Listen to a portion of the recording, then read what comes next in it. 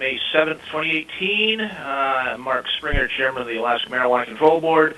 We are convening in the Atwood Building, 3rd Judicial District in Anchorage, on the traditional homeland of the Athabascan people.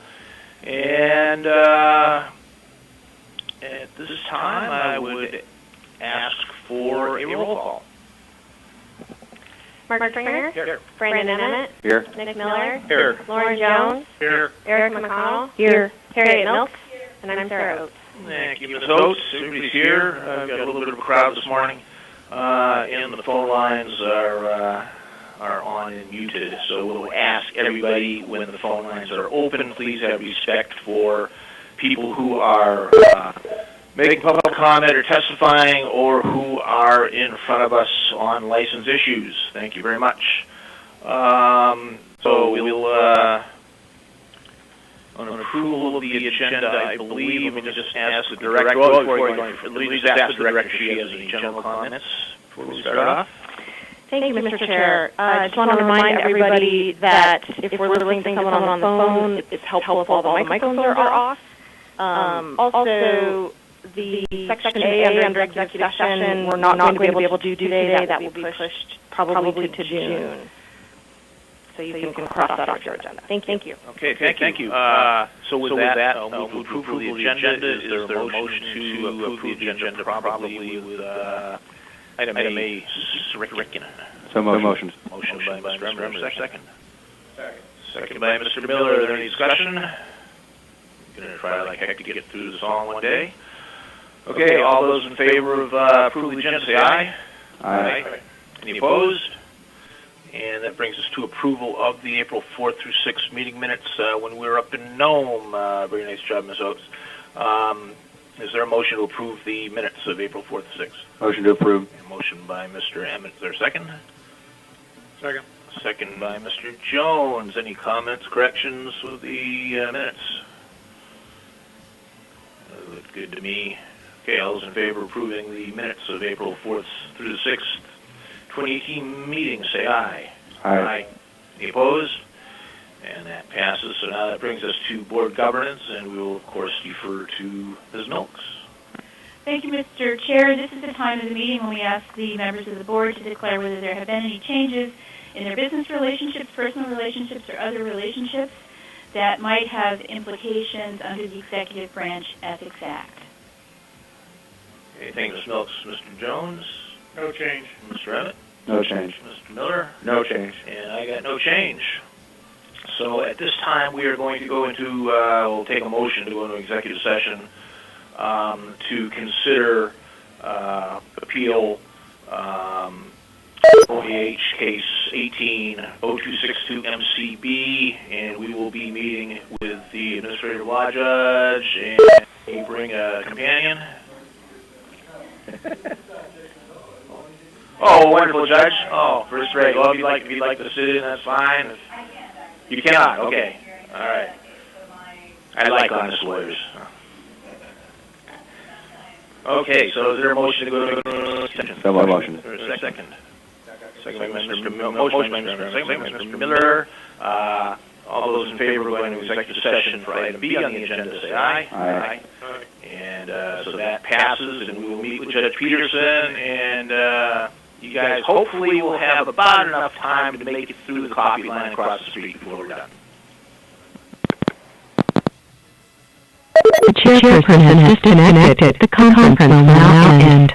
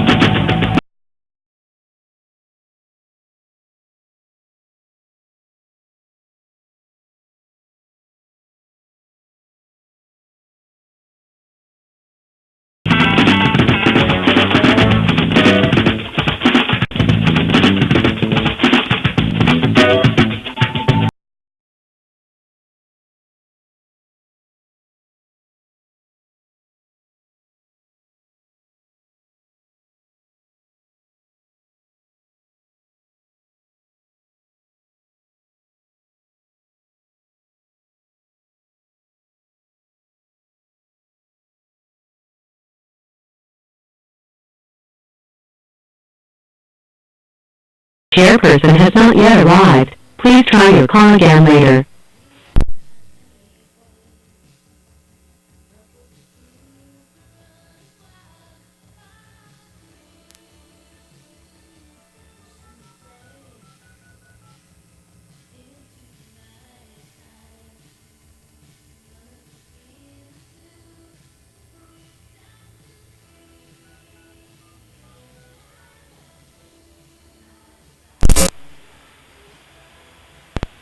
If you are the chairperson, press the star key now.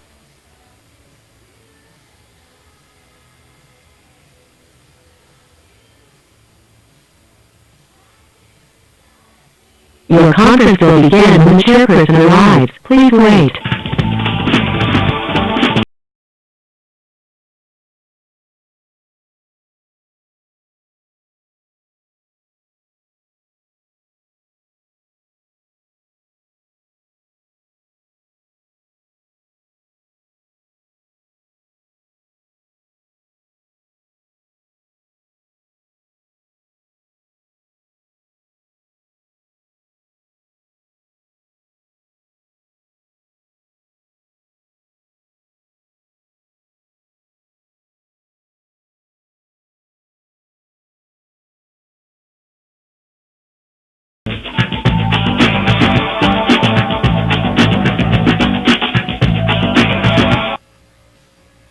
You are being placed into conference in listen-only mode. There are 4 participants in the conference.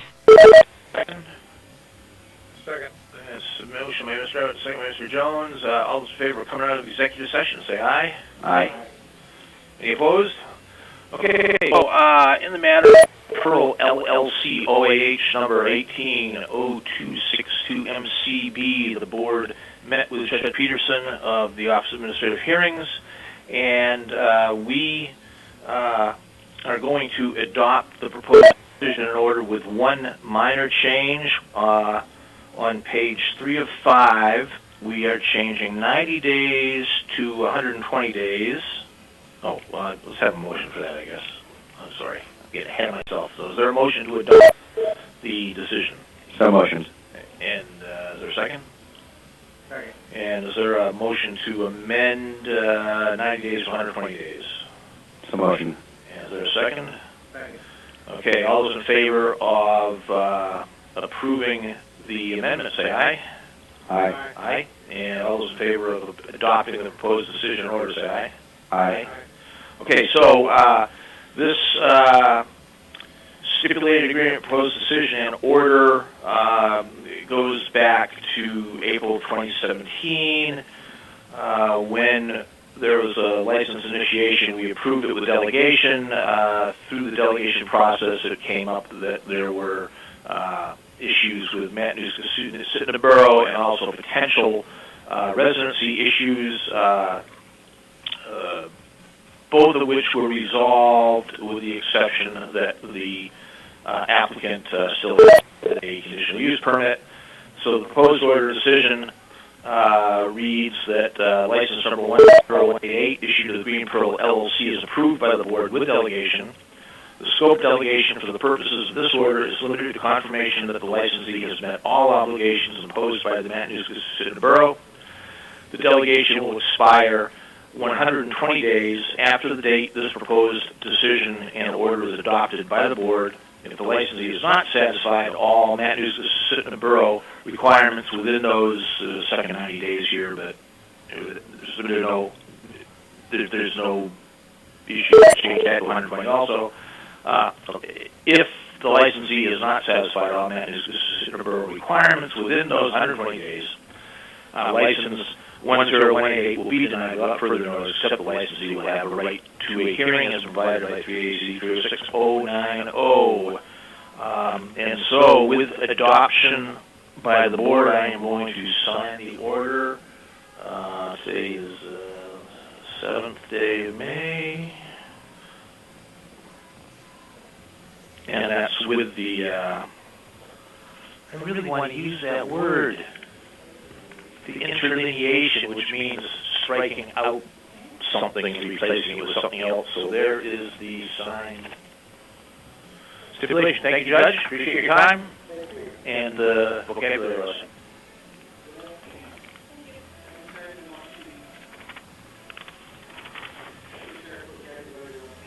We know where you are. We know you are. Thanks, sure. Yeah, Yes, go ahead. Based on the order we just approved, I have a question, I think maybe for Harriet or Erica.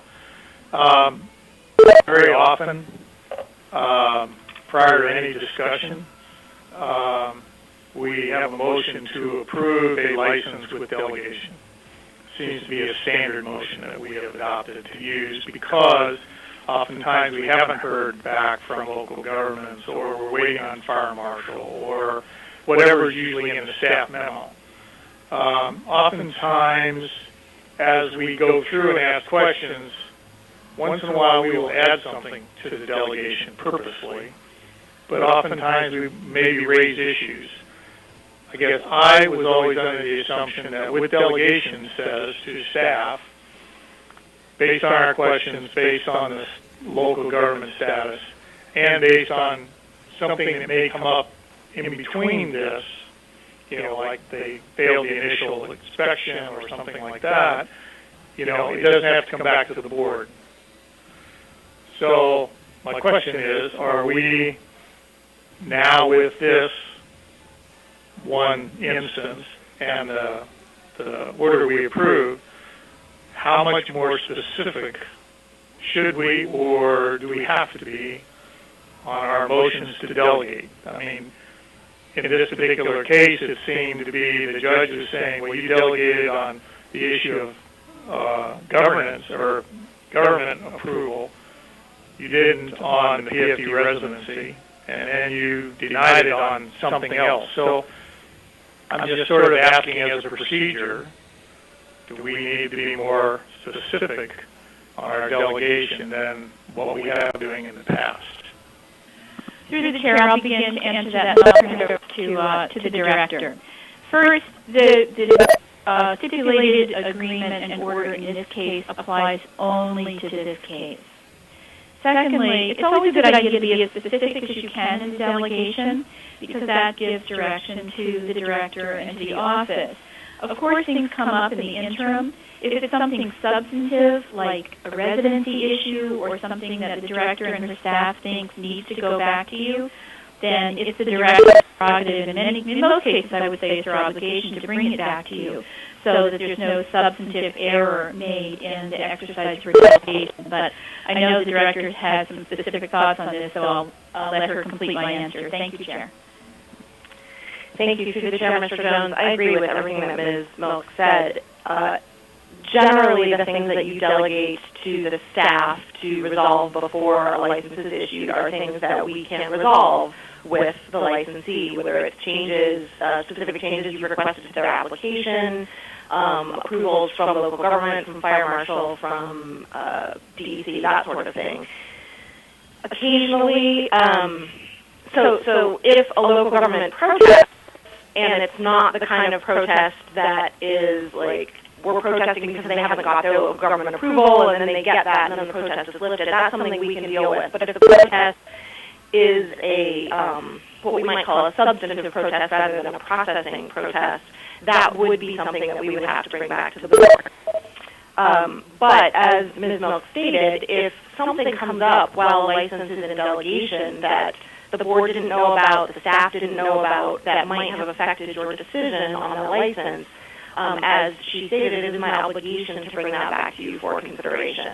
So, in my opinion, the process is working appropriately in that you're delegating, when you see a change that needs to be made, you're delegating that to the staff to make sure that happens. But if something, say, we find information that was relevant to the regulations of the application that was included on the application after the fact, that is a type of situation that we may bring back to the board. Okay, that helps. Any other board comments? Mr. Jones' comment? I'll just say that I think generally we are fairly, usually we're pretty specific on what's delegation, but I agree that if you find something that didn't come up during our process and it's completely within your purview to bring it to us, and you're carrying out your duty as the director and as our representative to do that. So. Okay, with that, we will move on to under regulations, item A, definition of a resident. So, Madam Director. Thank you, Mr. Chair. It's a little bit unusual for me to come back to the board and say, are you sure you want to do what you did? But that's kind of where we are in this situation. I just want to make sure that the board is very clear that this is the direction in which you want to head. At the November meeting, when you worked on this regulation, you created language that basically says the only time that residency is evaluated is at the time a new license is issued or when a license is transferred. And so essentially, after somebody can establish residency, get a PFD, get a license, and then they can move out of state. And not only would that be entirely legal, we would never check for that. And if we did find out, it still wouldn't be an issue because it would be entirely legal.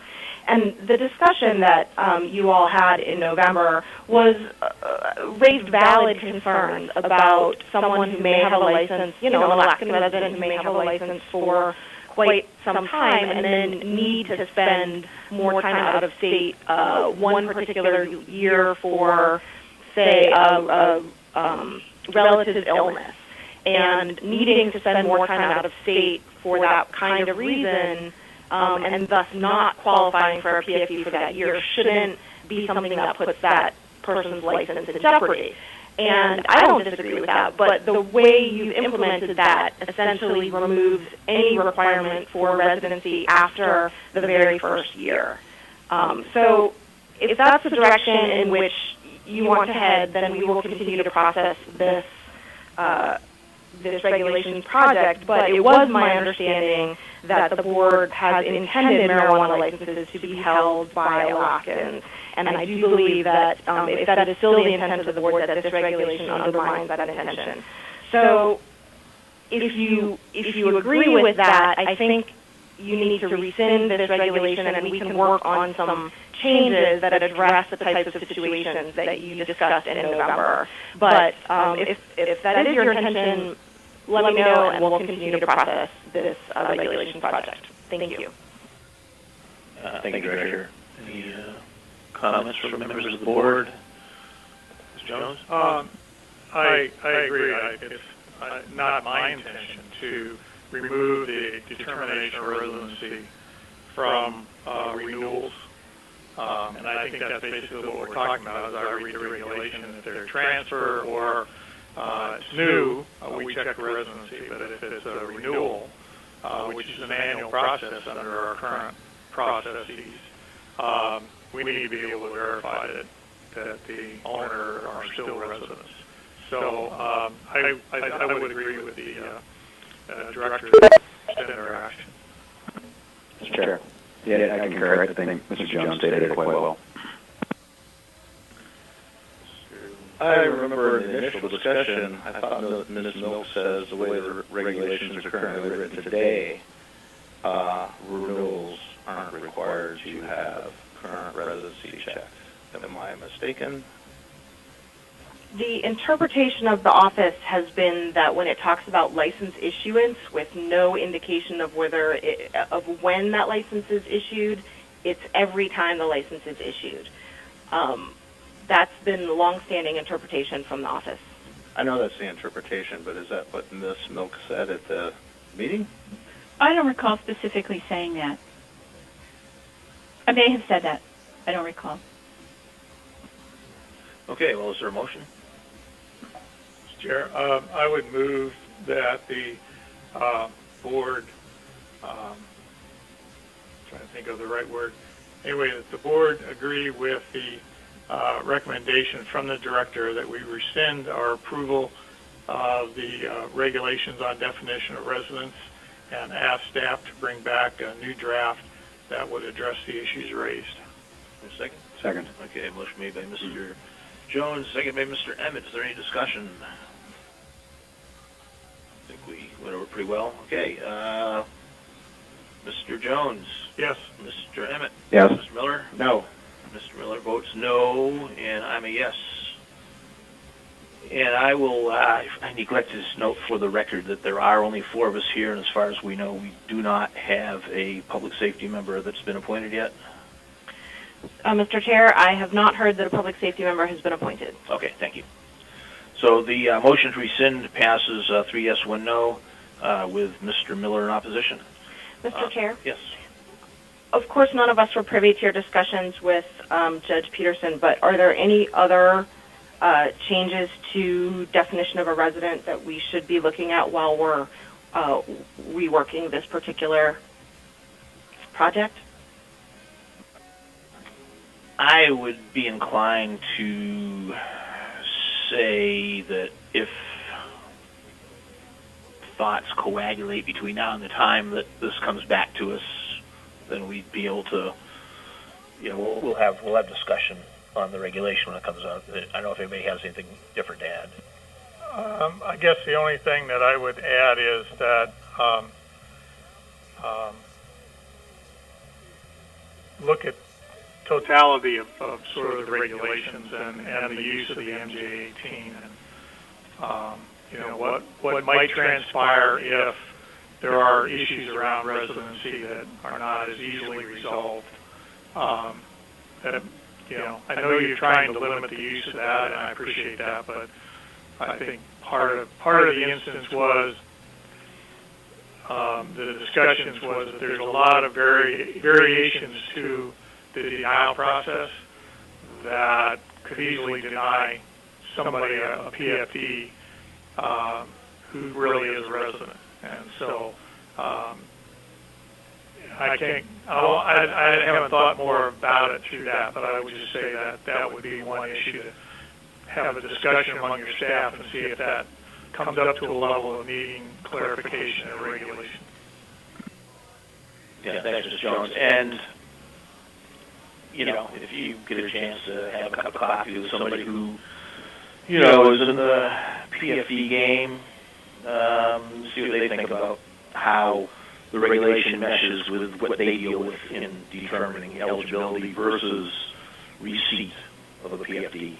So we just want to try to, if possible, I suppose, make our regulation work as well for licensed applicants as it works for staff and people who may be considering, their status. Okay, with that, we will move on to tab 3, trade shows. Mr. Chair? Yes, Mr. Emmett. Motion to adopt changes to 3AAC 306.750 as described by the Director. Motion to adopt change to 3AAC 306.750. Second. Mr. Jones. I will second and then add an amendment because it also affects 306.760. Okay, well, it's moved and seconded, so let him go ahead with his amendment, and then we'll beat the whole thing out. I'd actually like to further Director. You want to hear from me? Yes. Okay, so we worked on this regulations project to allow licensees to bring samples of their products to trade shows, and due to an error in my memo when this was adopted, the board had only adopted 306.760 and did not know that part of the project was also 306.750. So that didn't get adopted at the time, and so we're just asking you to also adopt that, and I apologize for that error. My amendment doesn't need to be made. Okay. So all we're doing is adding a new section to read G, marijuana establishment, transport marijuana, or a marijuana product to and from trade show or similar industry event in accordance with 3AAC 306.760 and this section. Yeah, Mr. Chair. Enforcement had significant input on this, and I think the director, Steve Fulcher, and I were all in agreement when this was initially written, so I would urge you guys to adopt it. All right, any other discussion? Okay, Mr. Jones. Yes. Mr. Emmett. Yes. Mr. Miller. Yes. And I am a yes, so 750 is adopted. And by gum, we are a couple minutes ahead of schedule. Okay, this moves us to item tab 4, CBD discussion. This is based principally on House Bill 6. House Bill? Senate Bill. Don't like it mixed up. Okay, so we'll toss this into the director's lap, I suppose. Oh, Mrs. Milks' lap.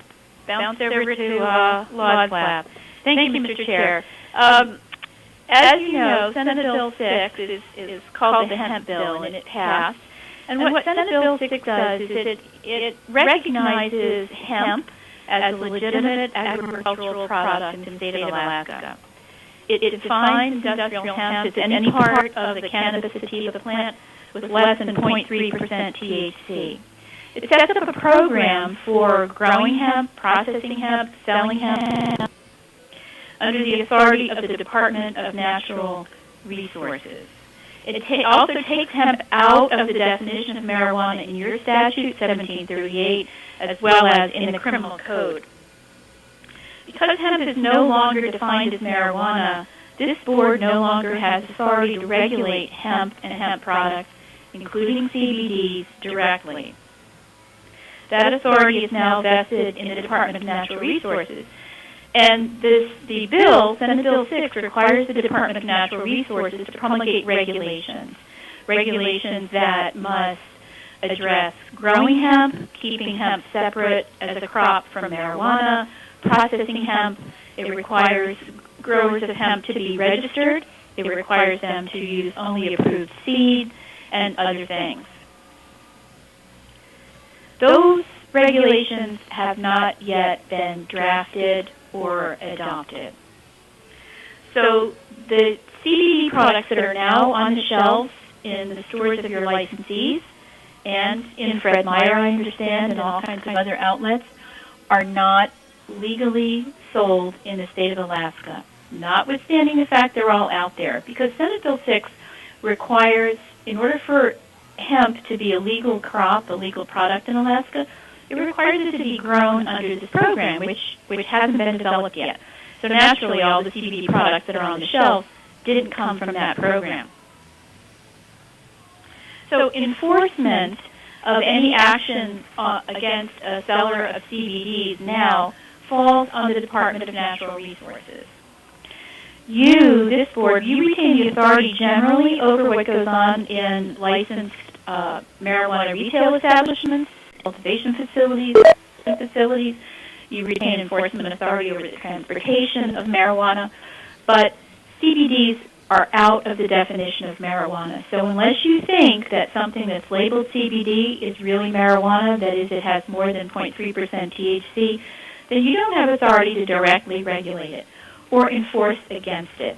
However, there's always overriding concern of public safety. So if for any reason you think that something is on one of your retailer shelves that says 100% pure Canadian CBD, and you think it's not 100% pure Canadian CBD, you think it's got THC, more than 0.3% THC, or whatever the issue is, then you do have an obligation to take some enforcement action against that product, potentially against the seller, but you don't directly have any authority over something like marijuana. In the same way you don't have authority to regulate T-shirts and glassware and batteries that are sold in licensed establishments, unless, of course, the T-shirts bear some sort of text or something like that you think is an advertisement. In that way you do. But otherwise, the CBD products that are in your licensed stores are outside of your direct enforcement authority.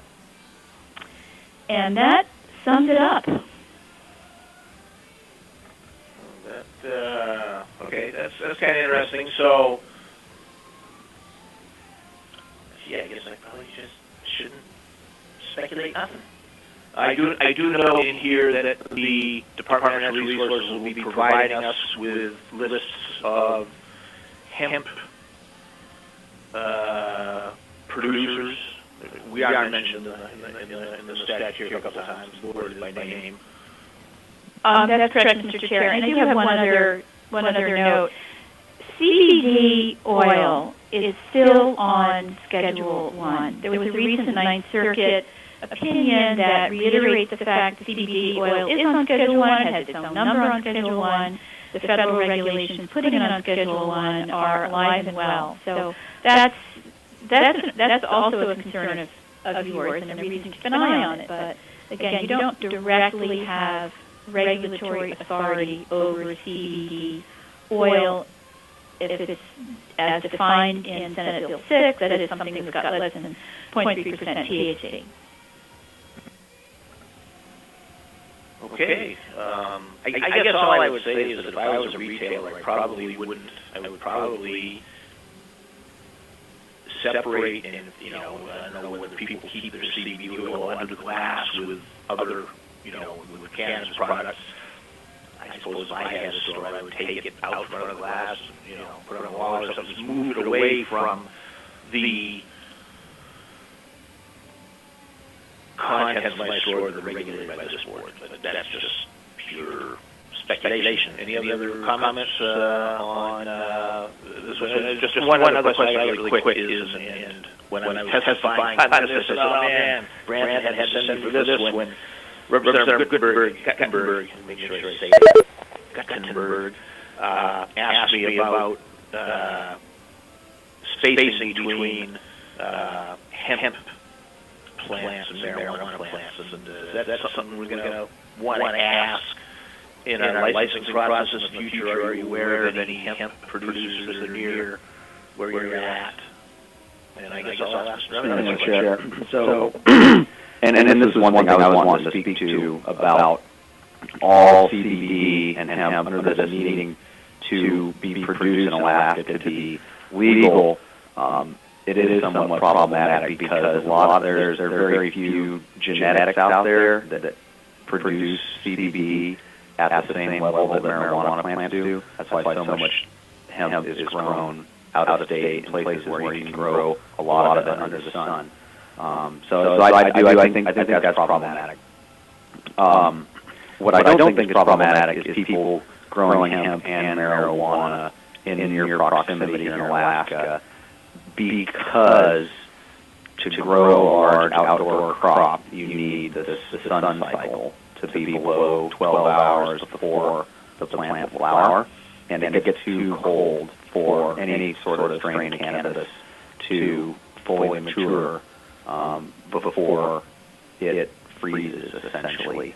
And so I don't think that's going to be a big problem. We haven't seen the existing indoor cultivation facilities struggle with being in proximity to one another, even being in proximity to outdoor grows.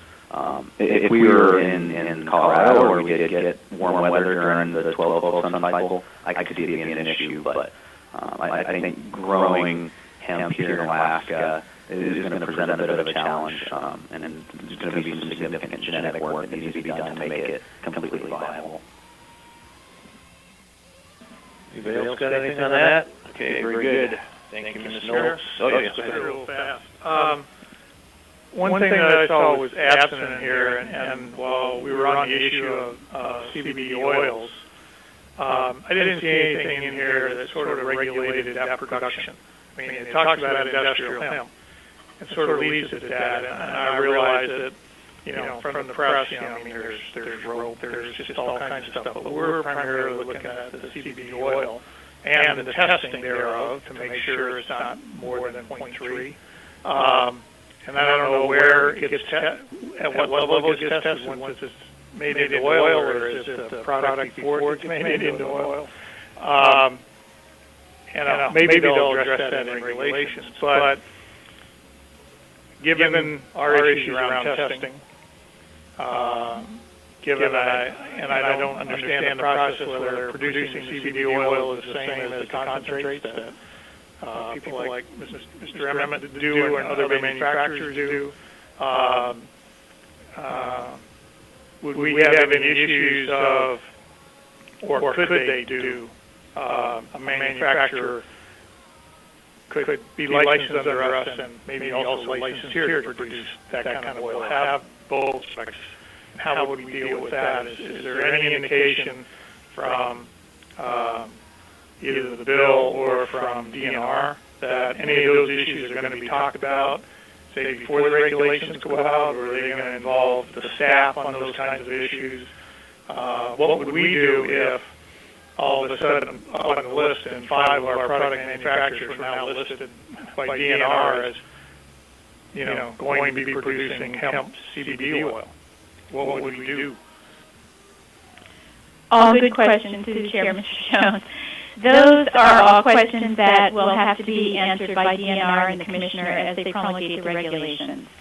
If it is a product that's below 0.3% THC, you'll have nothing to do with the testing and regulating. But of course, the devil's in the details. And how do you tell whether something really is below 0.3% THC? The testing, presumably, that would be provided for under the regulations that DNR adopts would be able to make that determination. But that process has only just begun. And we're just going to have to wait and see. But certainly there will be, just as when you adopted your regulations, there will be, I would imagine, an extensive public comment period.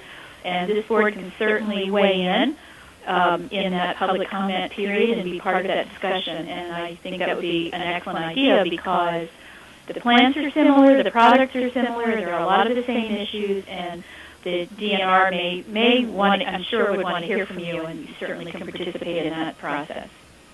Through the Chair, Mr. Jones, I've been in touch with the Director of the Division of Agriculture, who I believe will be the one overseeing their regulatory process. So as I get more information about how they're going to address that process, I'll make sure to keep the board updated. Through the Chair, Mr. Jones, and you are correct in that the marijuana facilities, like mine and others, would most likely be the ones interested in participating in this program. We're already set up to do it. It's the exact same. It's just a different compound. So that's definitely something that we're going to have to flesh out with those guys. Because I myself would be interested in producing Alaskan CBD oil if I was able to meet the requirements of future regulations and get the hemp into my facility. And my only caution is taking Ms. Milk's idea of a robust regulatory process is probably the department of our state that gets sued the most for the lack of public process on regulations is DNR. And from a flaming environmentalist that I am, I understand why. They get sued a lot. So we need to pay careful attention. And if I may, Mr. Chair, to follow up, I'm not going to respond to that specific accusation, but for the public's benefit, I'll just tell you all that the Department of Law is on it. We are looking very carefully to ensure that our state agencies are aware of the developments of CBD. It affects more than this regulatory board and DNR. There are lots and lots of implications for CBD oil because of its proposed use in many different kinds of products for human consumption. So you can imagine there are a lot of other state agencies, or a number of other state agencies, that are implicated. And all of the attorneys at the Department of Law who are representing those, who are working and advising those agencies, are aware of the issues and the issues to come. And we're looking at it. I just noticed something in here also that you didn't, I don't think you pointed out to us, that there's actually Amendment 1738 in here that includes industrial hemp as not being marijuana. I did, Mr. Chair. It amended the definition of marijuana to remove hemp from it. I'm sorry, I must have been right. looking at my coffee cup or something. The machine is full. Okay, thank you. So, none of that? All right, then we will move on to what everybody came for. Doing some licenses, 9:55. By gum, we're like an hour and a half ahead. I don't know how that happened. So we will now take up license 12815, Turnagain Manufacturing Company. It's tab number 5 for those of you keeping score at home. And we'll entertain a motion on, I think we just need to approve these products. Is that what the...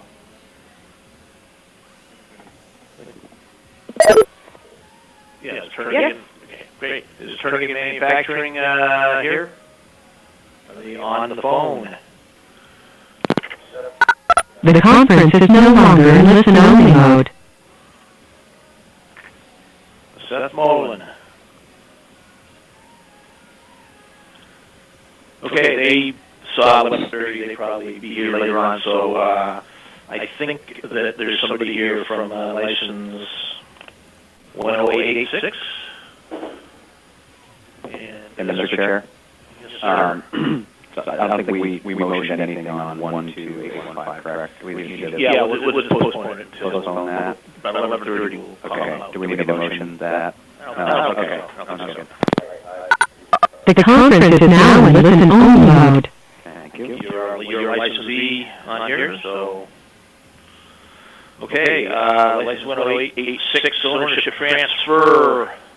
And we actually received a note earlier. So, first of all, is there a motion on license 10886? Mr. Miller. Motion to approve license 10886. Okay. Is there a second? We're approving the transfer, right? Approving transfer. Second. Okay, and that would be with delegation. Okay, the licensee is at the table and representative. You care to introduce yourselves? Janet Alstein, attorney for FSE. Brandon Emmett, co-owner of FSE Incorporated. Good morning to both of you. Madam Director, I believe you informed us late that the residency issue has been resolved. Mr. Chair, that is correct. No issues with the residency of any of the new proposed licensees. Okay, very good. Then if Mr. Emmett or Ms. Waldstein, if you just give us the 3-minute rundown on your, looks like some pretty minor percentage changes. We've got a couple of new people coming in. Correct. So the percentages are shifting a couple percentages, or sometimes even a 10%. Brandon is going to be going from 28.6 to 25%. Frank Berardi from 28% down to 28.61% down to 25%. Sean Tackey down from 28.61% to 25%. Curtis Franklin at 0.72% now down to 6.63%. Dawson Carroll 1.43 down to 1.25%. Jeff Waldstein down from 5.18% to 4.53%. Joanne Ellsworth from 0.01% to 0.01%, stay the same. Judy Bass 1.43% down to 1.25%. Martin Tackey down from 1.79% to 1.56%. Seth Hawkins from 2.86% down to 2.5%. LLC named UNME from 0.72% down to 0.63%. Billy Joe Gehring from 0%, she's one of the new members that came in, up to 3.13%, so she's the new licensee for you. Craig Donahue, another new licensee for you, from 0% up to 6.39. Josh Spence, another new licensee to you, from 0% up to 1.23%. Lynn Crane, 0% up to 1.25%. Naomi Johnson from 0% up to 0.63%. So those last ones that have 0 up are your new licensees, which effectuated this change, and obviously diluted the other shareholders pro rata. I didn't hear you take a breath there, so good job. UNME, that LLC, Melissa, I had the paragraph in front of me that had everything you just read, now I can't find it. Melissa Cervantes is the sole member of that LLC, and she is the current licensee. She's a current member, right? Okay. And so this is just an opportunity for a couple of people to get in, and doesn't represent any significant control issues. Nope. And I believe this was just this was a majority change, because I think it changed the way that the votes could, be impacted, and Erica always kind of says that more succinctly than I. You guys any comments on this one? Okay. No. Any comments, questions from board members? Okay, ready to vote? Okay, but Mr. Jones, go ahead. Are you ready to vote? Okay, Mr. Jones. Yes. And Mr. Miller. Yes. And I'm a yes, so the ownership transfer is approved. Thank you. And you're very welcome. Which brings us to license 10156, Herbal Instincts. There's Herbal Instincts here. Mr. Chair, Yeah. I'd like to join the meeting. Mr. Evans, have you joined the meeting? Okay, let's get on the phone and see if Herbal Instincts is out there. The conference is no longer in listen-only mode. Okay, good morning, Marijuana Board. We are looking for Herbal Instincts from Fairbanks. Yep, this is Chris Scott. Okay, okay, thank you. Just 1 second here. Let's get the tabs opened up. And this is also an ownership transfer. Is there a motion on this license application, on this transfer application? Mr. Chair. Mr. Evans? Motion to approve transfer for license number 10156. I was hoping to figure this out. That's okay.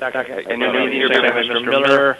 Okay, folks, unless you are Herbal Instinct, please keep your phone muted so we can hear them, although they are coming through loud and clear.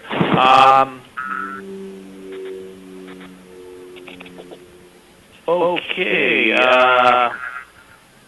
then to the Mr. Kanaka? Sir? Yeah, you want to go ahead and run us by what you're proposing to do here? Sure, yeah. Quite some time ago we had initiated this. Back in the beginning, we had different ownership and had just through the growing process of starting a company had decided to go separate ways. And then we had partnered up with a company, Tana Herb Company, which is the change that we're looking at today, effectively making it to where Jessica and I own 45% and then THC owns 10%. Okay, any staff issues, questions? No, Mr. Chair. Okay, any questions from members of the board? Yes, Mr. Jones. On the staff memo, it says require all fencing shown on premises diagram that surrounds the entire licensed premise to be fully constructed no later than August 31st. I thought when you asked staff if they had any comment that they would talk about that. I was wondering how this came to be on ownership transfer. So I guess that's my question. Why on an ownership transfer are we dealing with this? And I know you sent out the diagram as a change to what was here later on. So I was just curious why. Through the chairman, I should have brought this up. I'm trying to do something for a legislative hearing later today too, so I'm a little distracted in that. I apologize. The board, you may recall that you and Mr. Emmett served on a subcommittee to discuss whether licensed premises had to be all one, whether you could have separate licensed premises or it all had to be adjacent. And you agreed that it all had to be one premises area. And unfortunately, and so we had identified, I don't know, maybe between 8 and 12 existing licenses who had been approved before that decision was established, who had separate licensed premises areas within their, on their diagram. And I unfortunately failed to send out a letter to all of those licensees saying you have a certain amount of time to fix this. The board had agreed on a year to fix that, and a year is up in September.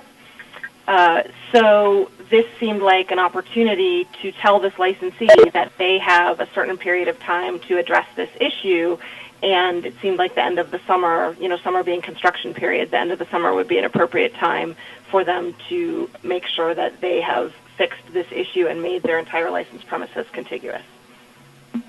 Okay, thank you. Then I assume that that's part of the motion, or if not, specifically needs to be added to the delegation. I believe we said delegation, and yeah, that would be. Okay, so... But I'm trying to be more specific. Yeah. So just one more time here, you're going from 45, and 10 to 100% ownership by Tanana Herb Company? Is that correct? No. So originally, the company was owned in a different percentages. So what we're changing to is to Jessica and I each owning 45%, and then at Tanana Herb Company taking 10%. Okay. Right. As a new investor. Okay. Any other questions? Just ready to vote? So, Mr. Jones. Yes. Mr. Emmett. Yes. Mr. Miller. Yes. I'm yes. So that transfer is approved. Thank you, Board. There you go. Yep, you bet. Okay, so that brings us to license 10174 parallel 64. I see. Mr. Chair. Movement in the back. Go ahead, Mr. Evans. Yeah, motion to approve transfer of license number 10174. Okay, is there a second? Second. Seconded by Mr. Miller. Good. With delegation, and Correct. If we have to be specific about the delegation, we will before we vote. Okay, so good morning. Go ahead and introduce yourself and tell us what the plan is.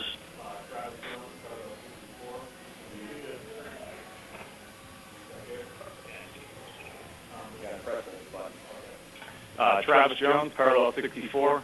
We are proposing a change of ownership from Anwar Amar Rogers, 90%, and myself, Travis Jones, at 10%, to controlling interest ownership of 58% to Dimitri Amar. He's a new licensee coming on. Stephen Garcia at 5%. Anwar Amar Rogers percentage will be 20%, and my new percentage will be 17% ownership. And is this just strictly a business decision to bring in capital? Absolutely. Yeah, the burden of keeping the business going is greater than initially anticipated, so we definitely have to seek some more funding to keep it going. Okay, and in the memo, no questions, no. And wait, are you operating now? Yes, sir. Okay. All right. Any other questions for the applicant? Mr. Jones? Mr. Miller? Okay. All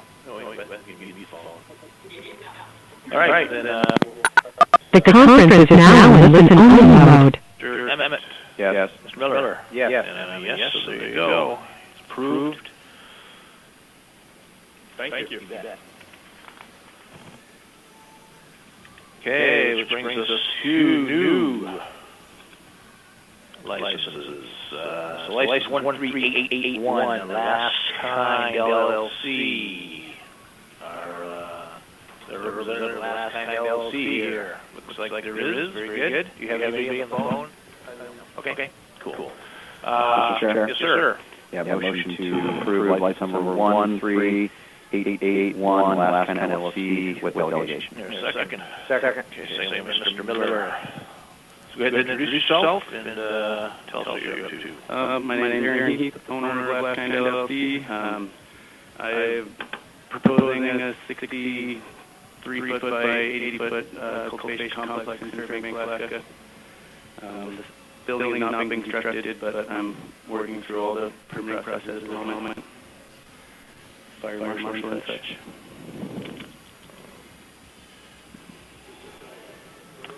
It is in the borough, yep. It's outside the city. Yep. We're about located 278 Bias Drive, just on the start of Hawkins Road. Okay. All right. Sure. Did you say the building is not constructed yet? It is not. No. Thank you.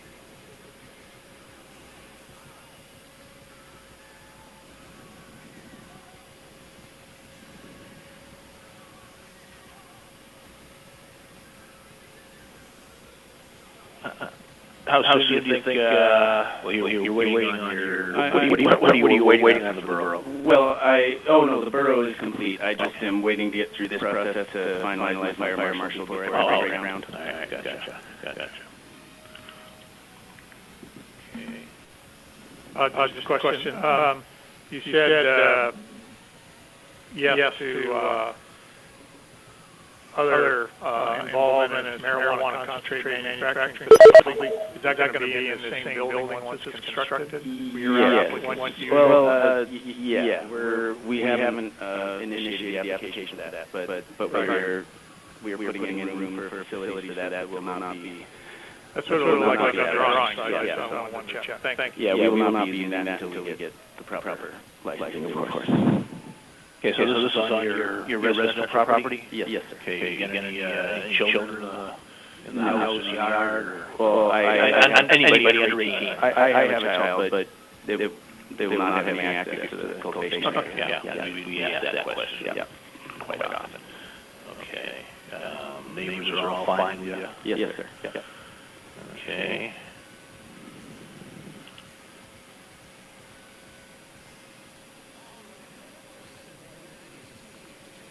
What do you plan on working? You want to have concentrate business? Are you thinking that you're going to be a lot of your cultivation is going to go right into your concentrate, or are you going to wholesale market too? Yeah, I believe I will definitely be looking into both. Yeah, I'll be starting out with the wholesale market and moving into concentrate to keep things solvent. Sure. Okay. Any other questions? Yes, Mr. Jones. Thank you. On page 13 and 19 of your MJ01, you talk about store unpressed marijuana waste inside the building, employ 3 outlets for the waste, one of which is on-site hempcrete. You define hempcrete or hemp lime is a biocomposite material, mixture of hemp, whatever, and lime used as a material for construction and insulation. Given our discussion of the recent hemp bill, regulations not yet adopted, I just had a question on, just like a foam for insulation, is there some kind of trademark on the name hempcrete? Or because you're not growing hemp, and I've actually come to the conclusion that the return from the cannabis plant on the sheaves is going to be too low compared to industrial hemp to actually do the hempcrete. It would be a structural and intuitive material, but it's probably not something going to be viable, but it would not technically be using hemp. It would be using the actual cannabis cores. And Mr. Chair, I would, part of the delegation, have that as waste disposal be removed from the application. So we're not approving that. That sounds reasonable. I would call it hempcrete. Right. Okay, anything else? Yeah, sure. One question. So I noticed in your premises diagram, you've got some areas that are not considered restricted, and then kind of broken up between ones are. And I see they're labeled as bathrooms and such. I just want you to kind of iterate to me that you're not going to be bringing marijuana products through those green spaces and into the red ones. Absolutely. We have bypasses that are restricted access that will be fully monitored for bringing any product through. Those will be used to keep the one in between the grow space will be used to keep our environmental controls and to keep pests out. But we absolutely will not be transporting any cannabis through them. Okay, thank you. Yeah, I'm just looking at your lease here. So it says that, and again, reiterates, I guess it's not done yet, so you're looking at around November 2019 for having the building complete. Yes. And That is the hope. right. And who owns the? Ed Workman. Yeah. Okay. And does he own the land your house is on also? Yes. Yeah. All right. Okay. All right. And that's Lisa. He doesn't have any ownership interest in this. So I did notice the color coding is it was mismatched on the building that is existing and the one that is going to be just deconstructed. okay. Anything else? No. Okay. I guess we'll vote on this one. Mr. Jones. Yes. Mr. Emmett. Yes. Ms. Miller. And I'm a yes. So there you go. You're approved. Thank you. Which brings us to license 15403, Warner Brothers Horticulture. Are the Warner Brothers here? Okay, let's see if the Warner Brothers are on the phone. The conference is no longer in listen-only mode. And this is the Marijuana Control Board looking for the Warner Brothers from Sterling. Are the Warner Brothers license 15403 out there? Okay, we're still a few minutes ahead. Any problem with? We'll try to call them up maybe after we call. What relative was it? If we look for Turnigan. Well, let me Turnigan Manufacturing on the line. Or here. We still okay. Okay, no Turnigan Manufacturing. Okay, and no Warner Brothers. Okay, we'll come back. Warner Brothers, was that? Break? Yeah, we can do that also. Yeah, it's 1:15. We will come back at 10:30.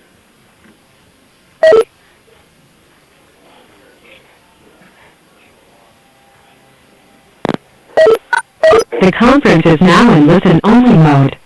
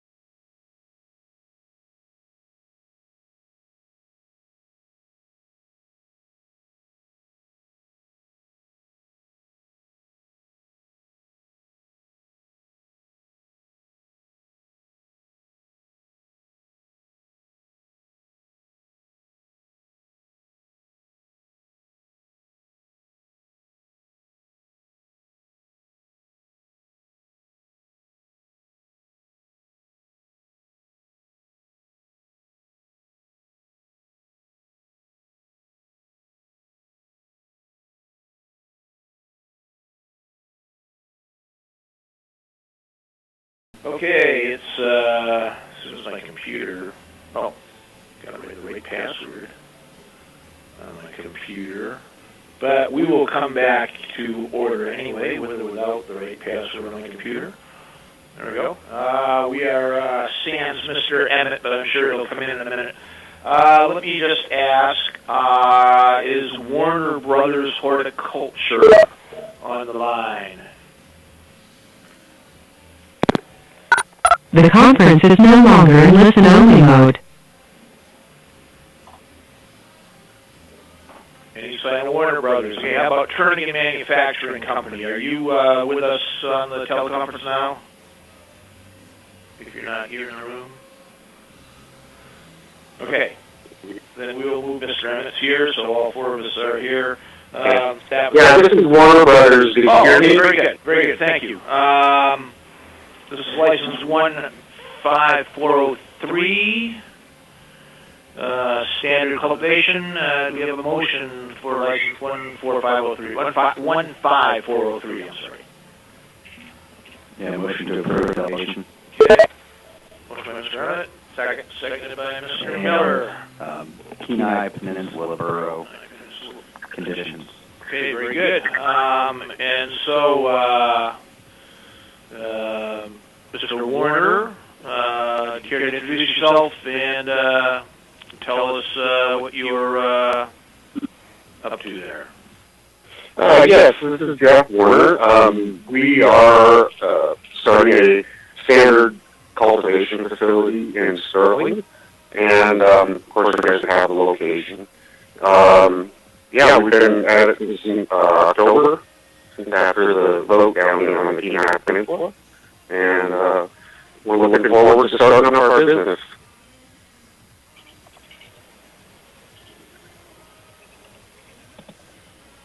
And I'm not sure what else you need or you're looking for from me. Mr. Chair. Thank you. I just had a couple of questions. The name is Warner Brothers. You're listed as the sole owner. Yes, I am. And then you're leasing the property from? I'm leasing the property from my wife. Okay. So when you say we, I will be having, I'll be having my nephews and my son working with me. So they will be employees with the marijuana handler card, not owners. That's correct.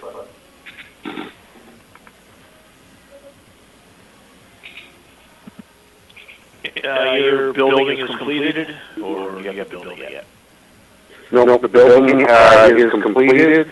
It's been a commercial building and a couple other iterations. It was a store back in the 90s, and then it was a propane store early 2000s, and we also ran it as a direct TV installation company for several years in the 2000s, and now we're transferring or building it out for our standard marijuana cultivation.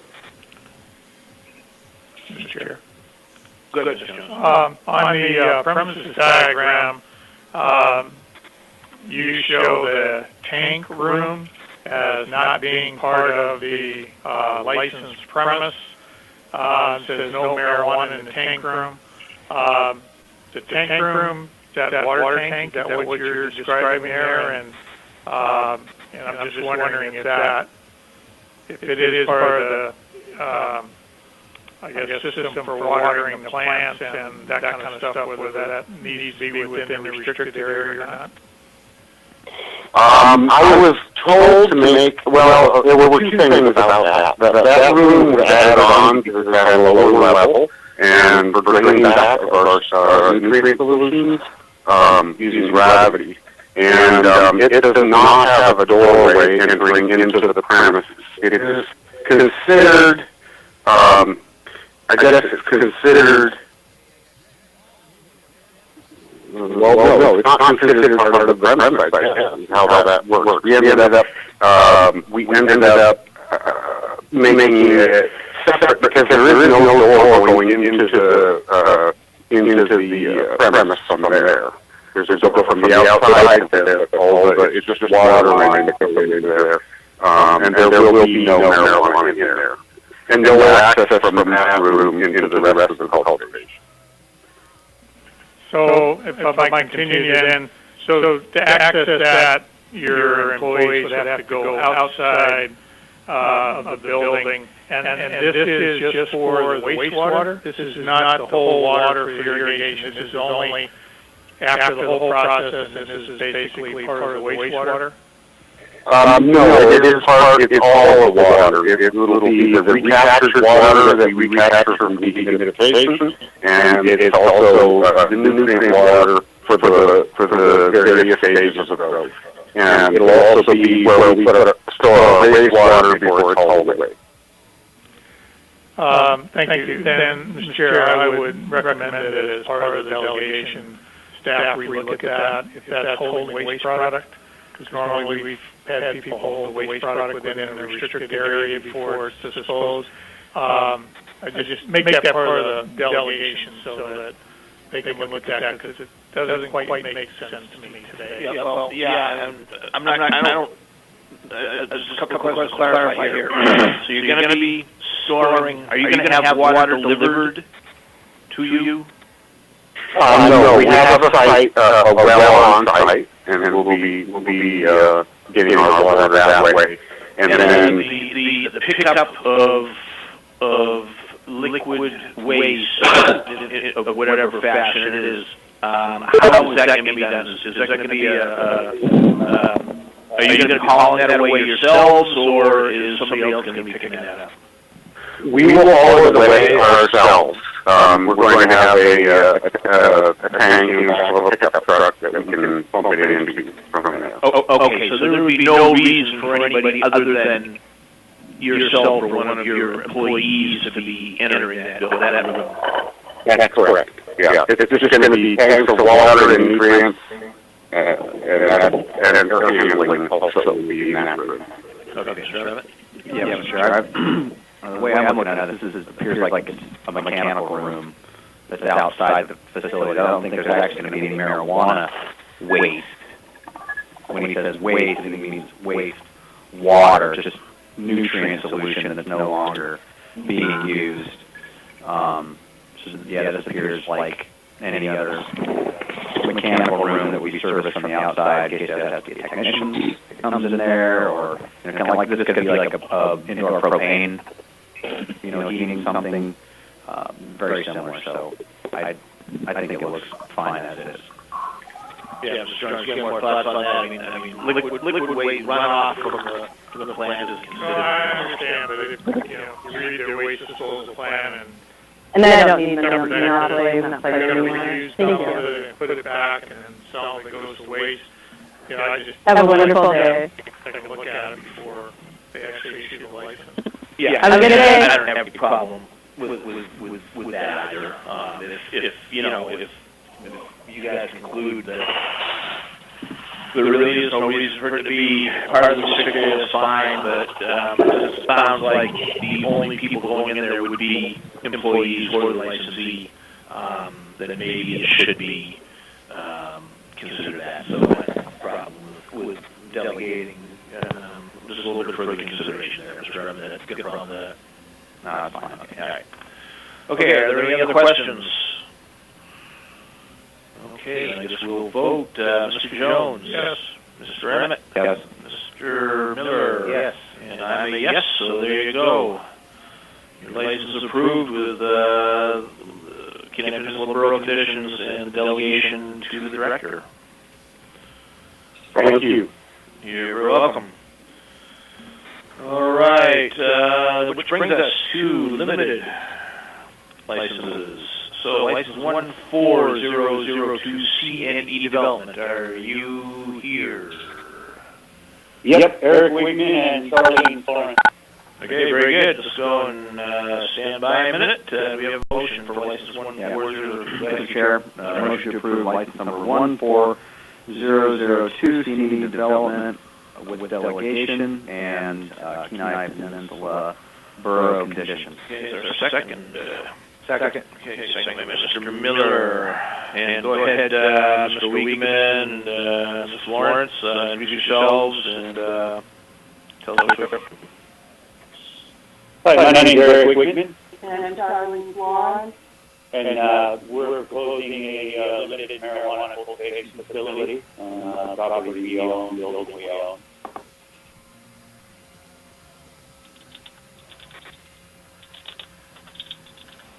Okay, any questions from the board?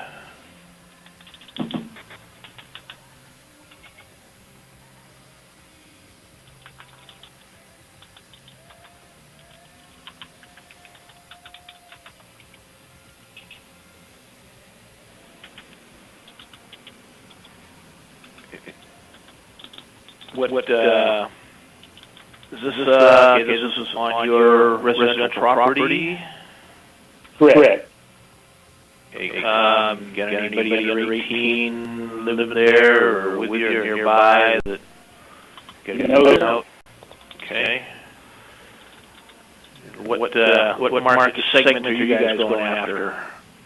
We'll be looking for the wholesale market.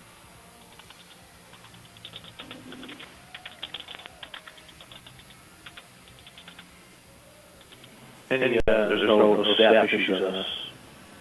Okay. Okay. Any other questions from members of the board? Mr. Jones? Okay. Then on license 14002, we will vote. Mr. Jones? Yes. Mr. Emmett? Yes. Mr. Miller? Yes. I'm a yes, so there you go. Hey, thank you, gentlemen. You're very welcome. Thank you.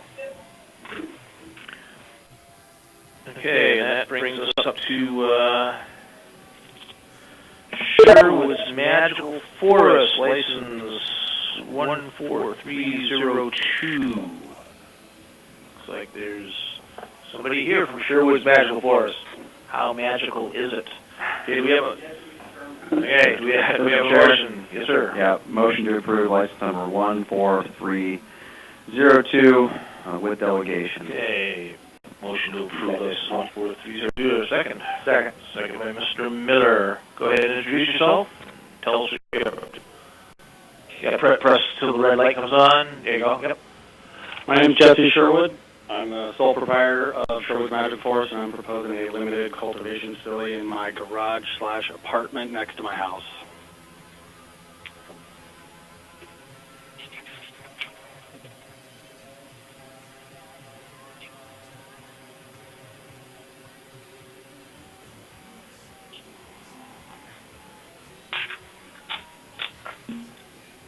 Mr. Chair. Thank you, Jones. I had a question, and maybe it's just a conflict in trying to read both things, but on the MJ04, page 3 of 8, it talks about all plants will be fed via a top feed irrigation system from a central reservoir.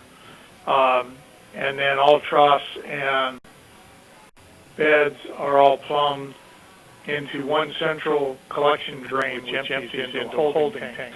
But then when I looked at the MJ02, the premises diagram, basically what the diagram shows is water storage in the upper left-hand corner of the building, and then water storage in the middle toward the back near an exit only. And I was just trying to, those two things, the central reservoir, and then you have in the diagram 2 water storage. I couldn't quite put all those together. Those 2 water storage are cisterns for delivered water, because in Cache Bank I have to have all my water delivered. There's no well, and so it was delivered all from the exterior of the building. The water delivery people have no access into the building. It's set up on an overflow system, and I was going to build a reservoir with a sealed lid in the check-in room for the feeding of the full facility, plumbed into the top and the bottom. And then the drain they're all plumbed into a exterior holding tank, a buried holding tank. So those 2 water storage cisterns buried? They're under the building? These water storage tanks, no, they're inside the building. They're big 2,500-gallon poly cisterns. Okay.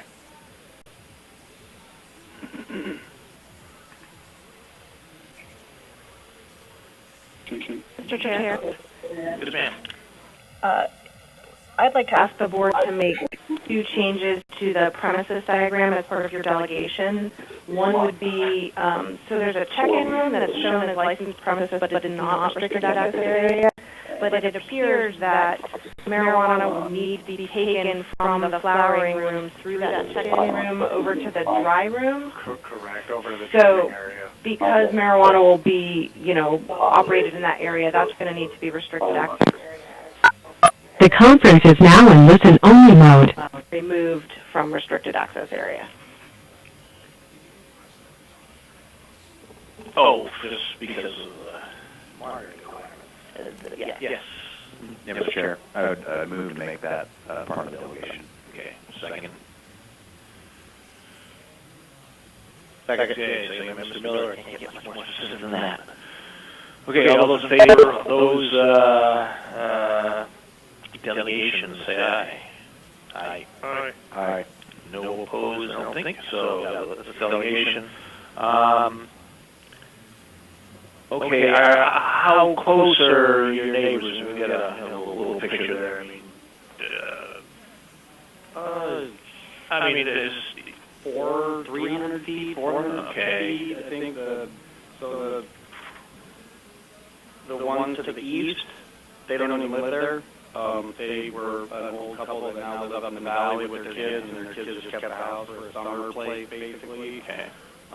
The neighbor to myself, he's probably the same, a few hundred feet, maybe half an acre away, I guess.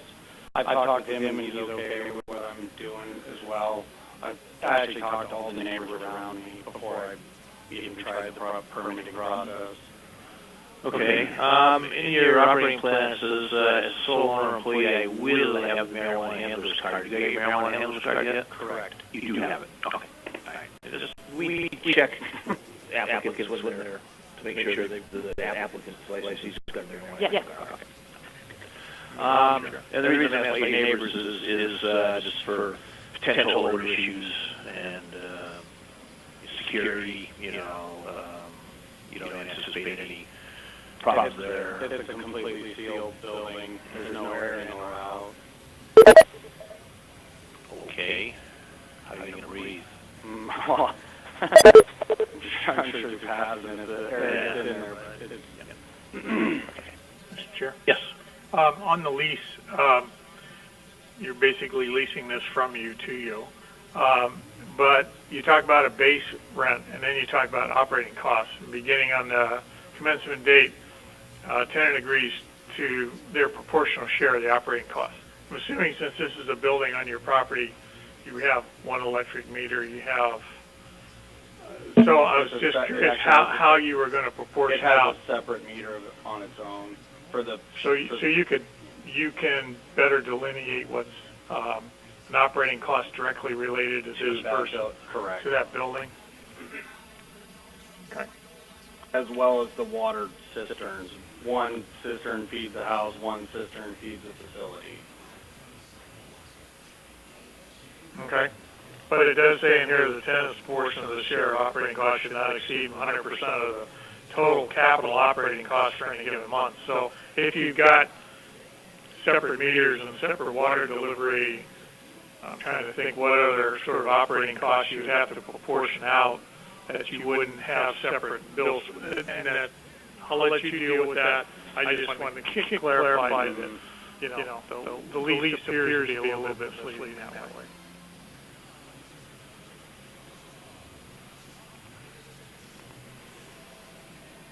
And you have water delivery, also have your sewer hauled? Negative, I'm on city sewer. Okay, so what are you doing with your wastewater? Wastewater goes in the holding tank, and I'll dilute it out and put it on my lawn. Okay.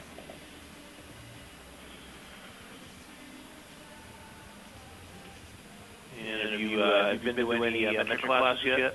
Yep. Okay. Feel pretty comfortable with it? Once I start using it, I think. All right, okay, very good. Any other questions? Okay, it's ready to vote on license 14302. Mr. Jones? Yes. Mr. Emmett? Yes. Mr. Miller? I mean, yes, so there you go. Thank you. You're welcome.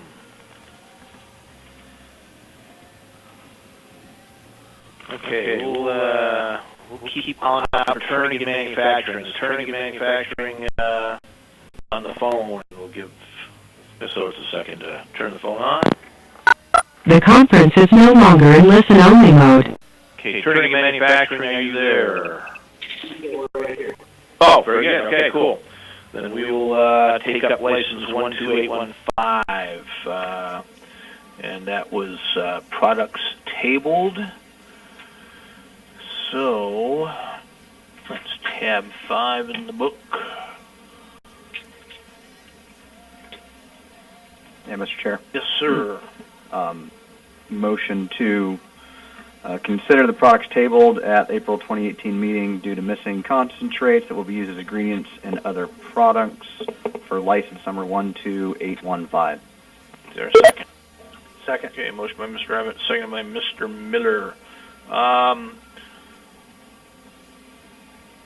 So we've got here cannabis oil, distillate oil, and this is basically their, I'll ask the applicant to correct me if I'm wrong, this is basically your raw, we got a couple, all right. So I guess we've got the cannabis oil, a couple oils here, then we've got the snaps, and a couple other products here. So how do we want to do this? Some of them are edible, some of them are the raw materials. So, Mr. Chair. Yes, sir. I have just one question. The second product in here is distillate oil CBD, and the third product is distillate oil THC. And I kept reading the sort of final product, and I guess the only difference is one, the THC says that marijuana extract with THC level above 5% that has been processed, and then under the CBD oil, it talks about extract levels below 5% on THC, but above 5% on CBD. Guess I'm not enough of a scientist to understand what the difference is between those two particular oils, other than the level of THC. Can you sort of maybe explain that to a novice like me? The only difference between the two products are your actual extract level of what's inside it. And these two products are different for Excuse me, sir. Are you using your speakerphone? Because if you are, could you just turn it off and talk into the handset? Oh yeah, and identify yourselves, please. I'm sorry. A little bit, yeah. Just give us your name and they can answer the question. My name is Seth Milan with the Trinity Manufacturing Company. And yes, you are correct. The only difference between these two products is the actual percentages of what's inside it. The CBD levels are about 5%, or you have to have THC levels below 5% or to qualify for that. And that's just for the two different markets that we're going to go after. We believe that clients would go after something high in CBD and low in THC, as well as something higher in THC. You catch enough of that? I did not catch enough, but I think I caught enough. I'm not uncomfortable. I think Mr. Abbott could probably clarify anything there. So I guess we could do a motion to approve the two. It's just two oil products, correct? Cannabis oil, marijuana, and cannabis oil or distillate oil CBD.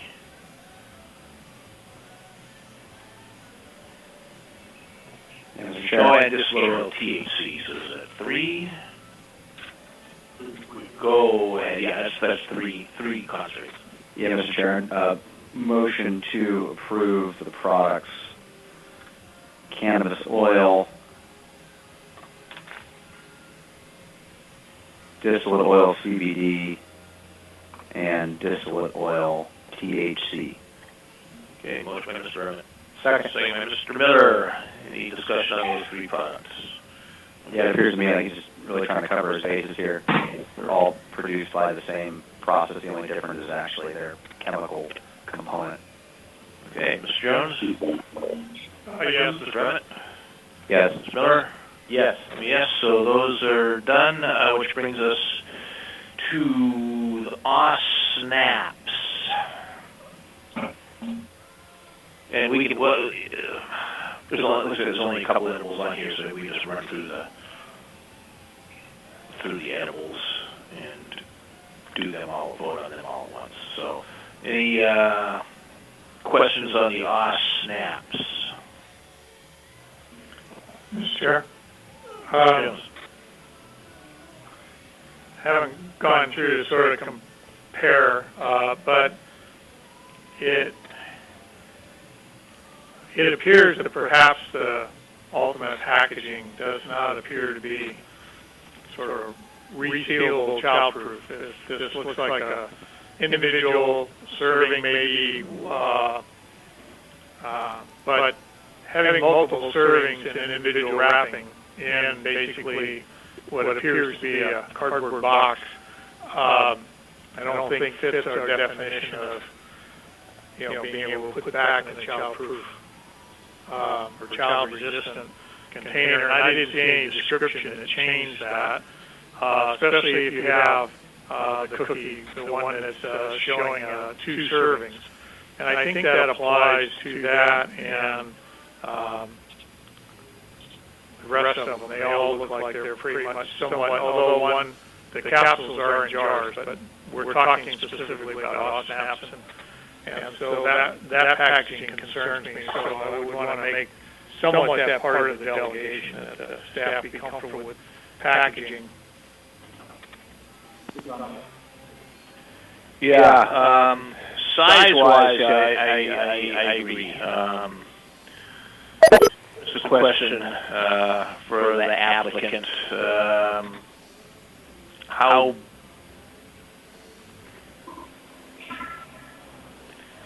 physically, how much of a size difference is there between the 1-serving cookie and the 2-serving cookie? Or are they the same? It's just a THC content.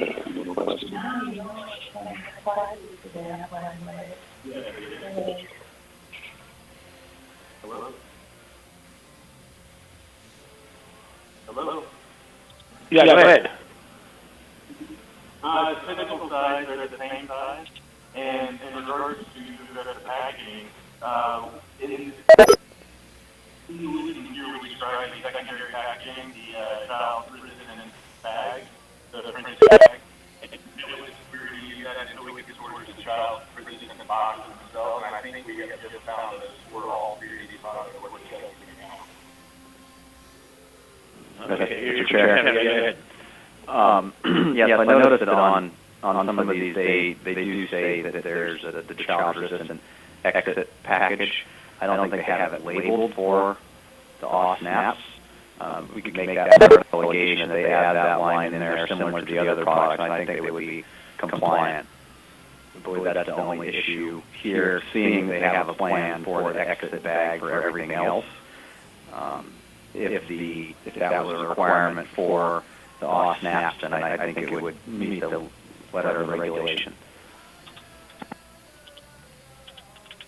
Okay. Where it says down at the bottom, your testing labels, tested by ABC Labs. This is just some generic language there. I'm guessing. So I don't think we have ABC Labs, do we? Okay. And on the second page here, we're discussing the product packaging and chemical labels. In the package description, we do mention that we will be using child-resistant agents. Okay, and the boxes are just retail display boxes. That's not what you're setting out with. Okay. Any other questions about can snaps? Okay. Then the can caps. I think those are pretty close to things we've proved before. The colors in here are just the naturally occurring colors. It says that they'll orange to gold, light to dark green, brown, blues and purples to pinks and magentas. That's a sign of artistry, is it? I've never heard of blue, pink, and magenta, but I guess it could happen. Okay, any questions about the, and the can caps will be packaged in a clear gas jar, okay? Okay, any questions about the can caps?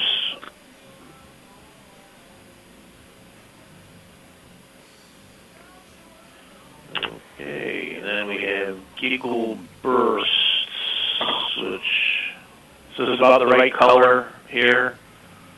This is kind of offish yellow, brownish yellow, khaki.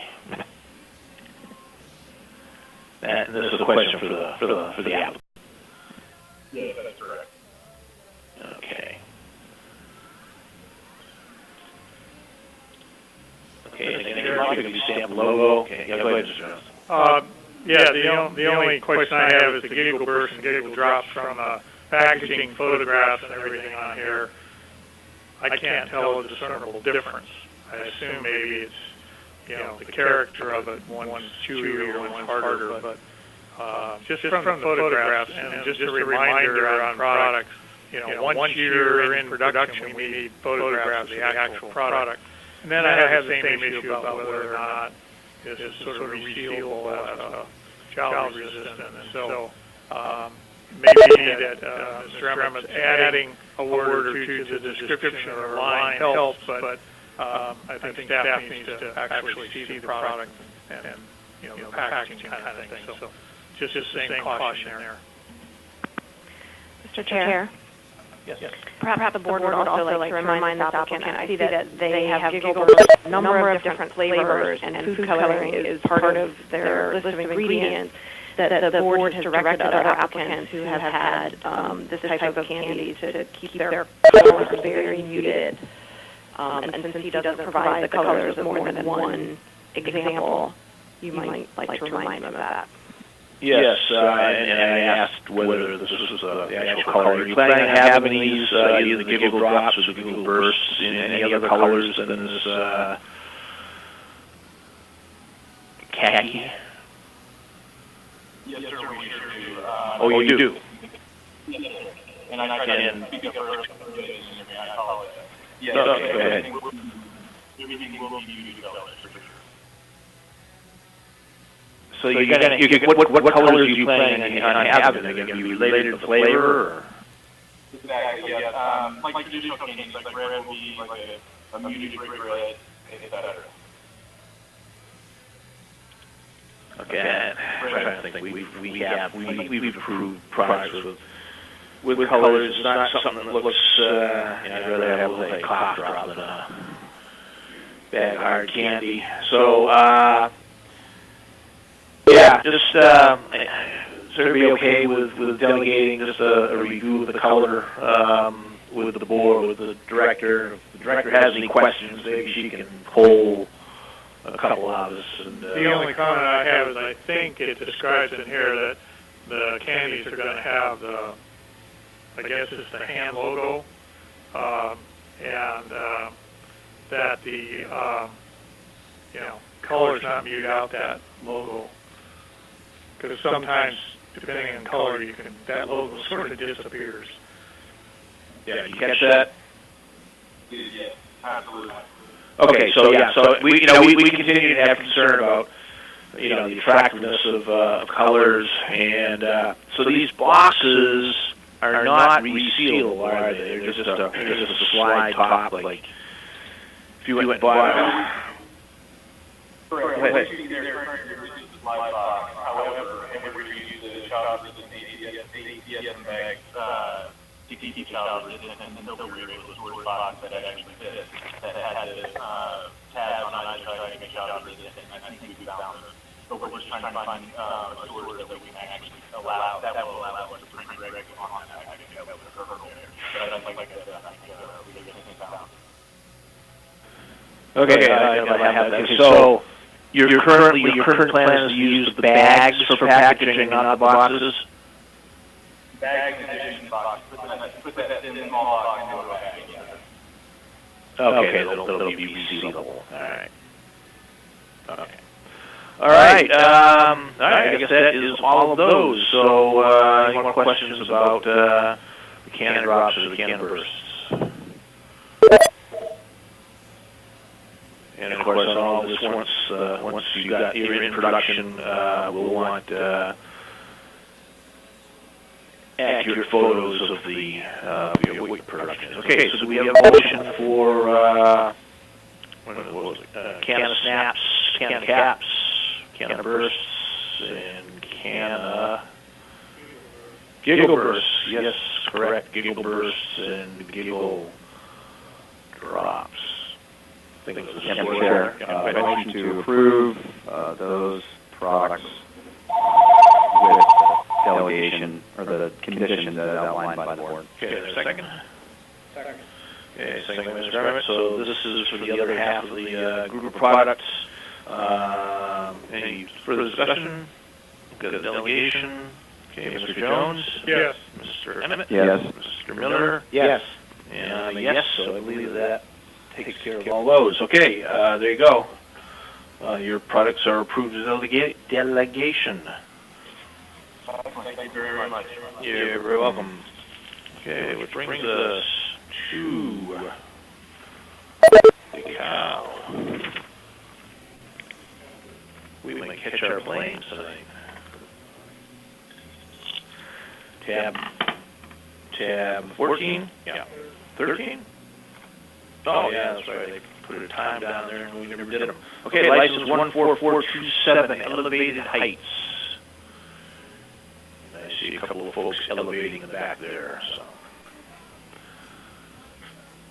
Okay, we have a motion for, and this is limited marijuana cultivation. We have a motion on license 14427.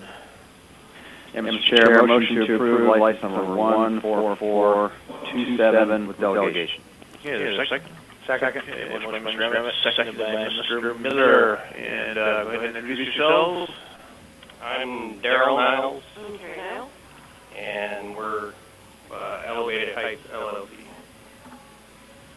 Okay, go ahead and just give us a rundown on what you got in mind here. So we're hoping to open a small limited cultivation on a private piece of property across from our home, 5 miles northeast of Sutton, Alaska.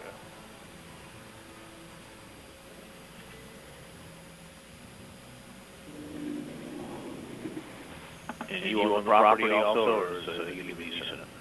I own the residence across from the property. My mother is the owner of the property.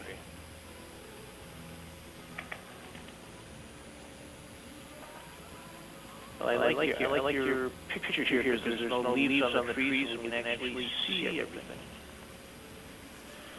Good. Okay. Yes, sir. Is your building built? Yes, sir. Okay. And what do you got in mind for your what you're going to be cultivating? Anything special, or just see it market there? Yeah. Okay.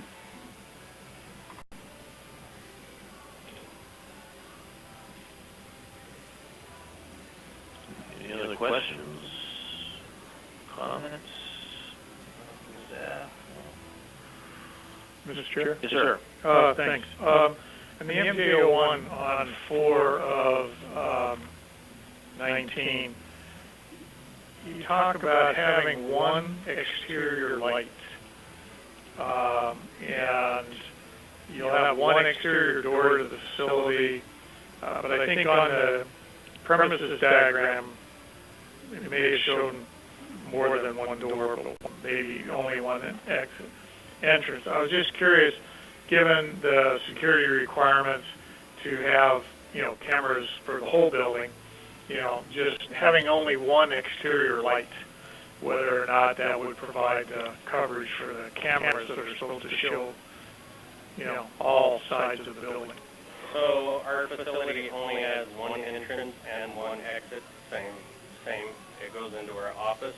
There will be one camera just outside the entrance and a large LED fixture above the door, which should facilitate the requirements for the camera.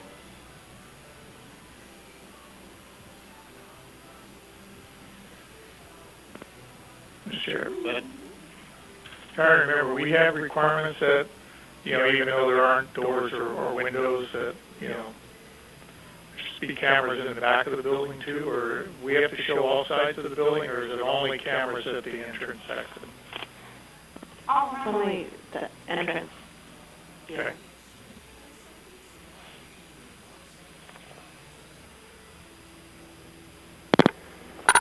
The conference is now in listen-only mode. Okay, any other questions? Yeah. On page 5 of 19, and I guess when you say that during business hours, this chime will alert the working person's chime on the front of the window's right by the door, if I remember. Correct. And then each door will be equipped with a magnetic door sensor. A glass break sensor will be located near the barred window.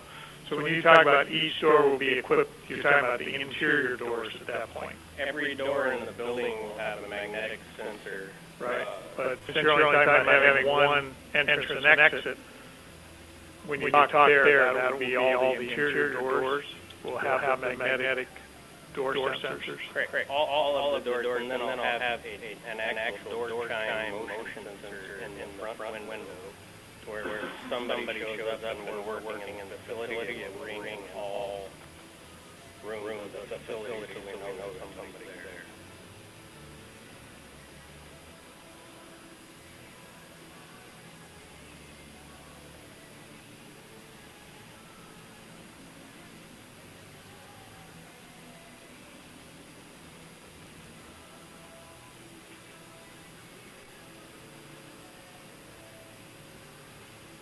The other question, if I could, on the premises diagram, I think the description that these were 3 conics. I thought conics, when they're built, have some exterior. Each one would have an exterior door. How did you eliminate those? Since it looks like the only interior doors would go between each of the connexes, but you'd only have one exterior. So did all of the connexes come with some exterior doors? How did you close all that off? Every single one of the connexes has been framed off on the inside, plywood and sheetrock, and then on the outside of the building, the siding passes over the old doors to the connex. Okay, so you have basically eliminated those doors by putting an exterior, so it looks like one building, even though an interior. Okay.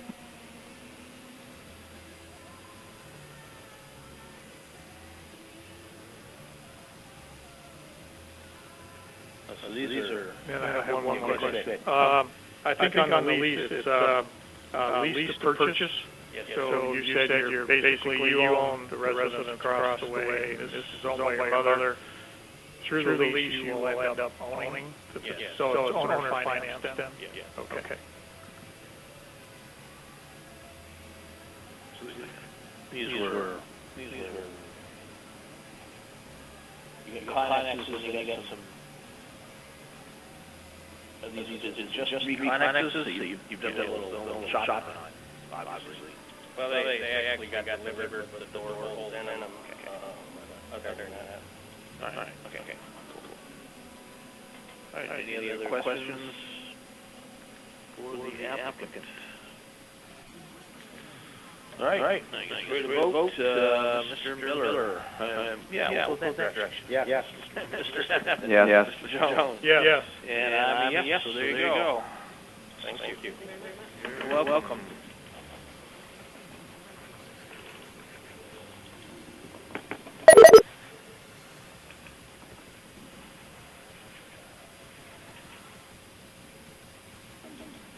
Smoking Joe's Terps Company. Is Smoking Joe here? Okay. The conference is no longer in listen-only mode.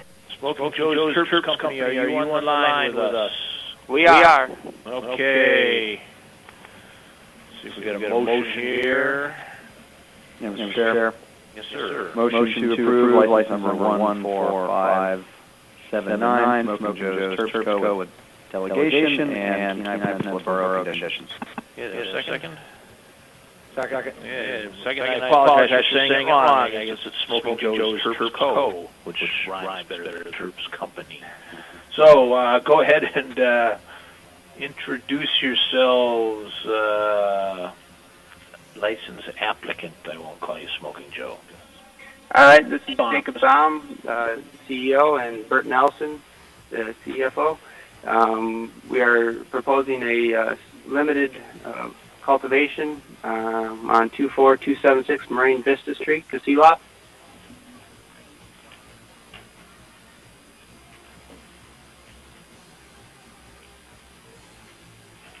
Okay, did the motion include Kenai Peninsula Borough conditions? Okay, all right, good. All right, so you're actually a tenant in another building? Yes, I own the whole building, the whole property. And is your garden supply business active in there? Yes.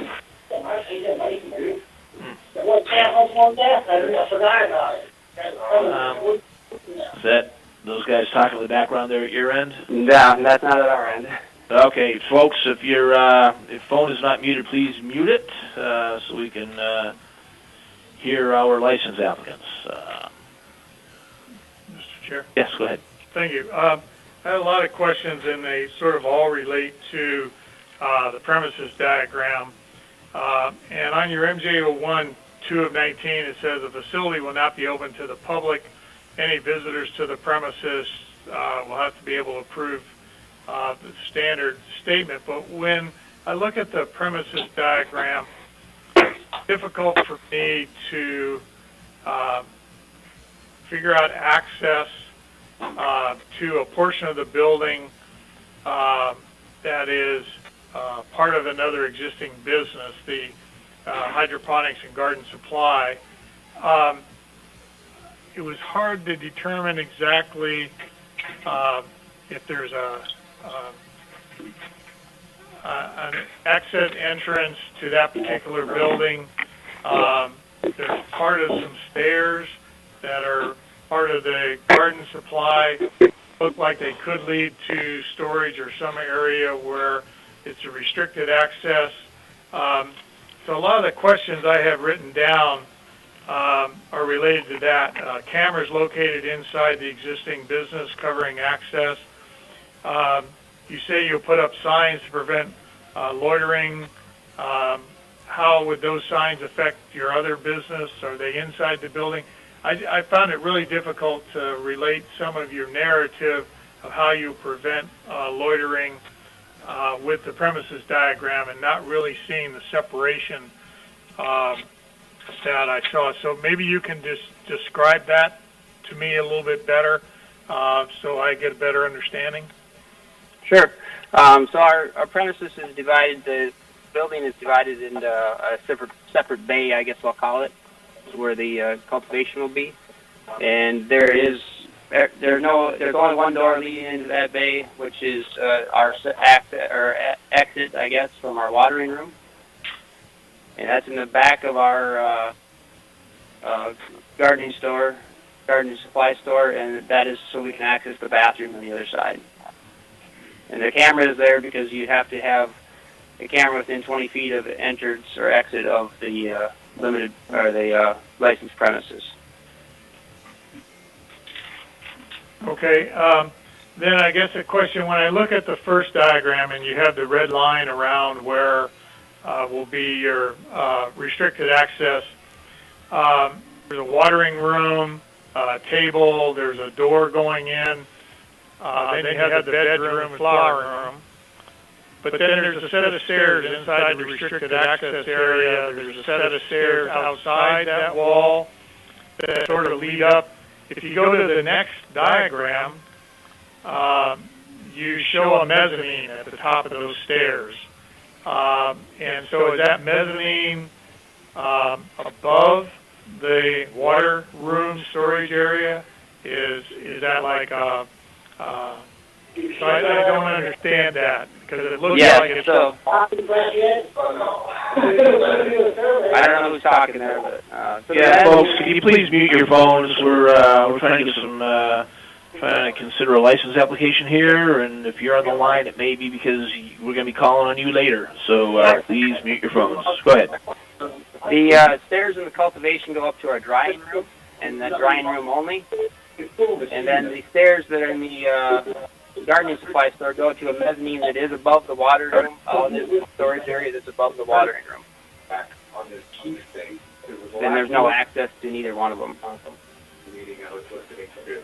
Okay, so if I'm looking at the diagram that shows the mezzanine, that's actually like a second floor. So when you say drying room on the left, that's at the head of the stairs, and all the rest that's open. So the mezzanine, I'm actually looking at a second story, but the mezzanine is not part of the restricted access, but below the mezzanine is.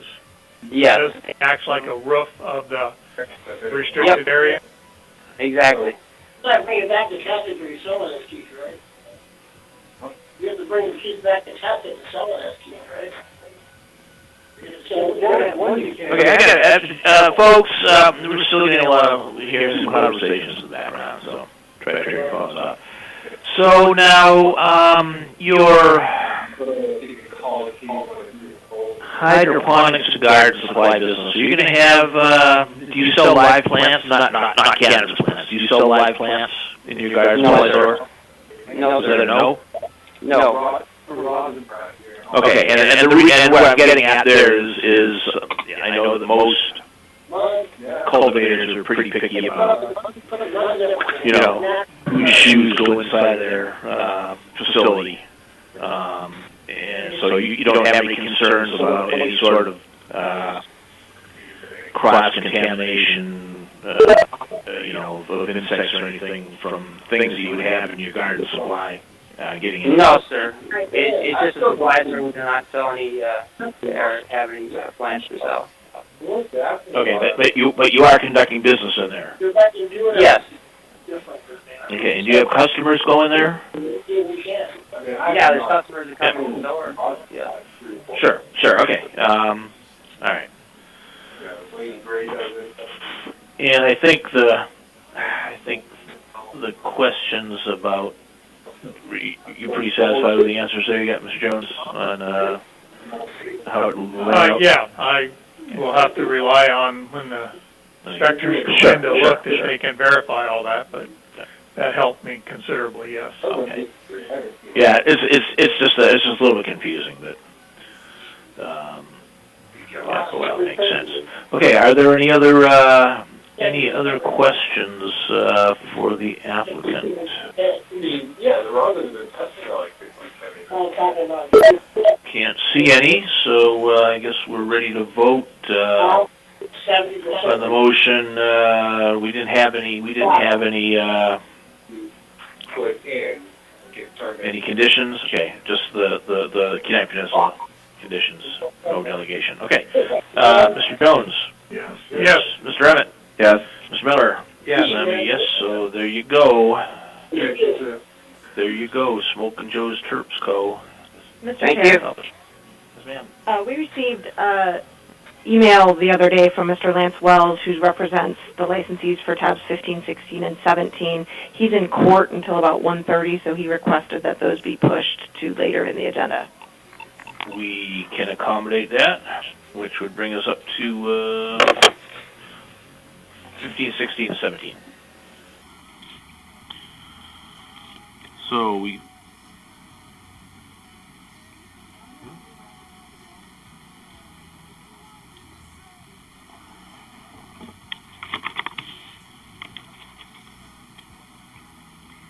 So what I believe we just heard was that someone here is on behalf of Mr. Wells.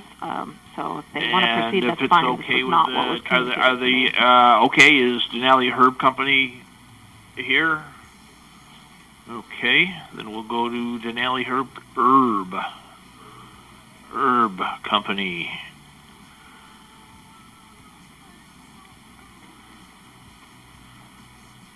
Mr. Chair. Yes, sir. A motion to approve license number 14706, Denali Herb Company with delegation. Second. Okay, moved and seconded to approve license 14706. So go ahead and introduce yourselves. My name is Greg Stegan. I live in Wasilla, and I'm planning to open a small cultivation. And my name is Jessica Smith. I'm here on behalf of the law offices of Lance Wells. Okay. Mr. Chair. Go ahead.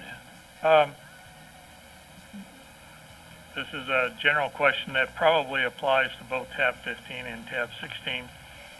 Since they're sequential numbers, they're both limited cultivation. But the diagrams are identical. It looks like they share a common wall. There's a suite B and a suite A. In essence, they're identical on both sides. If you look at both applications, they're identical. It doesn't appear that there's a door between the two. And so I guess a general question I wanted to ask was, since you're leasing both, is there a particular reason you went for two limited cultivations versus a single standard cultivation and using both bays? Whether we have any issues with that from staff, but just looking, the two are identical as you just flip-flop the diagram. Right. I don't know. We just thought we would. I had the space. It's on my property, so I just thought I would do two. It's actually under the limited amount. Each side is less than 500 feet. So I just. No, I understood that. The diagrams are pretty clear. It was more of a general question. Two side by side and applying for two separate licenses, which gives you a chance to violate something twice. I guess. I don't know. It has been a long process. Yeah, similar question. So, why though? You said this is what you're doing. Mr. Jones asked you the question, and you just said, "Well, yeah, we're doing that." But why are you doing that? Why not not just one license? What's the purpose for having two separate when it seems logically would just be one? Is there a condition from the borough that says you can't have a full facility there, that you have to have only limited? No. What's the purpose? We just thought limited would be easier than doing a full, and the space is limited. So I didn't really think of, I don't know, To me, I guess the question that arises, two limited, sole owner, but you're going to have employees. You're using two different names, Denali Herb and Alaska Herb, so you're going to have two different ID badges and, privileges going back and forth if employees are working on both sides. It just, I'm not going to object because, it's your business decision and it's your building. But I guess I'm sort of asking why, because it would seem to be a little bit more work, a little bit more confusion, and if you're going to restrict privileges, so one employee can only work on the left-hand side of the building, another employee can only work on the right, but you're going to go between the both in different names. So I just think it's confusing. It may get you into a little bit more administrative hassle than you want, but right. And another thing is, well, what we thought of before was the quality control, and then different strains, and I have a smaller staff. I mean, it's not going to be. It's going to be myself mainly, and then I have a new son-in-law that's going on. She went to horticulture school with hopefully he knows his stuff. So this two-car garage, is it built yet? No, sir. It's not built yet. Okay. So I'm kind of curious too, why you either wouldn't go with just one 500 square foot cultivation. I mean, it seemed like you could have different strains under the same roof. So that wouldn't, it wouldn't seem to be much of a technical issue. And of course, you're going to be walking outside to get from one side to the other. Is each side going to have a separate electrical meter? No, sir. Okay, so you've got the ownership structure for the two licenses is the same firm. I mean, for paying the utility bills and stuff. And it just strikes me as a little weird. I mean, it saves you a few bucks on the renewal. Yeah, Mr. Chair. Yeah, go ahead.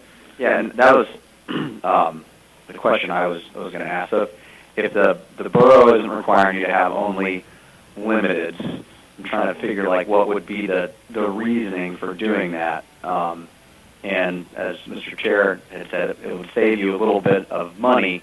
But if your motivation for doing this is to just save a couple $1,000, you really want to evaluate whether you're going to be able to pull this off. This is an expensive business to get into.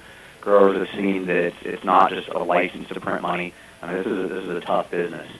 And so that gives me a little bit of reservation if the only thing we're finding here is that it may be because you wanted to save money to do this that you might not be able to pull it off. Is that the case? Pretty much. I mean, when we got hooked up with Lance, it was a limited, and then it was one set price, and we said, well, what if it's two limiteds because I have this much space? Because I had the foundation poured, and he said, well, yeah, we could do that for the same price, and that's kind of where it all came from. And it might not work. It might not. One might be, if I get A open, B might not ever happen. I don't know. Mr. Chair, I'm kind of torn here. I don't want to kind of stamp out your dreams, so to speak, but at the same time, I don't want to set you up for failure by granting this to you and then have you ultimately be undercapitalized and go under, which we're starting to see. I don't know which way I'm going to go on this one, but I'm dubious. Yeah, as am I. I mean, I don't know that I have any problem voting to approve one of the licenses, but two of them. I mean, you've got two LLCs, in one building that you own. When you said the price that was quoted to you, was that the price of the legal work to get it started up? Yeah. Okay. So, as a matter of fact, I just talked to, I think his name is the borough planner, and he just mentioned to me just a little while ago that it looks like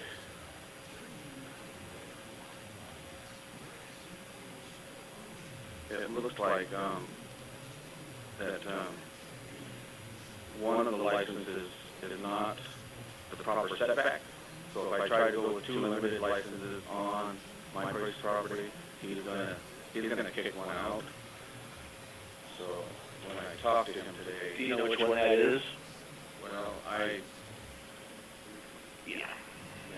I was going to ask that question because the borough has one limited cultivation per property. if you try to have two or standard, you have to be 100 feet from every lot line. My guess is your business is not 100 feet from the lot line, so you can have one limited cultivation on that piece of property. Right. He said I could try and get conditional use permit, but it probably wouldn't happen because of where my lot is. Mr. Chair, and you said this building is not yet on the foundation, it's not yet built. Not Okay. Can I ask a question of staff? We have two applications for limited cultivation, and there may be some issues there. We've raised some sort of other issues. Is there an appropriate way that we as a board can postpone this while staff meet? Because if it is a building that's not built, adding in a door and an interior door and changing the application to a standard under one of the names, I mean, is there a way in which, if we postpone, that staff could work with the applicant to figure that out between the two that are before us? I don't know. I mean, I'd like to interject, Mr. Board Member, sir. We'd like to proceed with the DHC application and table HC, if that'd be possible. I guess that's their choice. I would still ask the question, is there a way, without doing great damage to staff or our processes? Through the chair, Mr. Jones, the board has asked us to look at how to easily convert approved limited cultivation licensees into standard cultivation licensees, and we should have some language for you at the next meeting. But we don't have a way to do that at this time. We don't have a way for somebody to adjust their application in that manner. But it sounds like the applicant may not wish to go that way. So the best thing for us might be to honor theirs is our deal with one, table the other, and then once we have a way to convert, as he builds the building, he could set it up for one or the other, depending on what mass suit. I would agree with that. Thank you. Through the chair, Ms. Smith, you said you wanted to move forward with DHC and table AHC? Is that correct? That is correct. So the one currently before us, and then we wouldn't consider the second one. That's correct. Okay. I feel, yeah, I'd feel much more comfortable with that.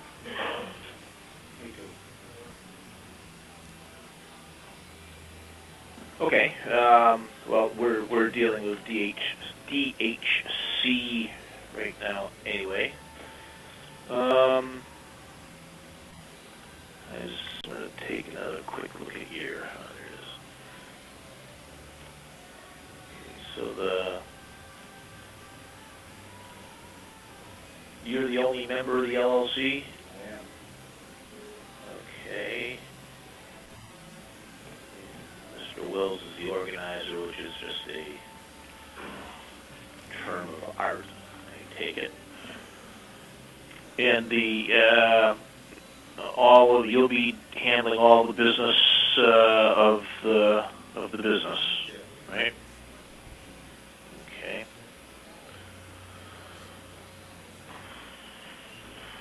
All right. You pretty feel fairly familiar with the current state of the marijuana market?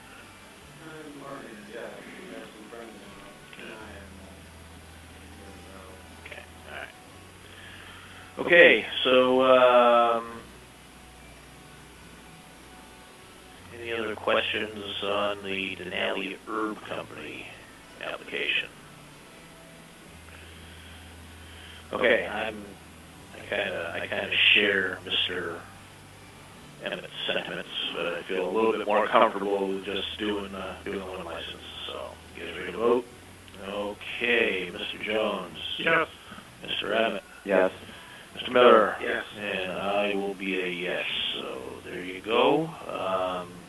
Mr. Chair? Yes, sir. I would move that the board table tab 16, the Alaska Herb Company, license 14707,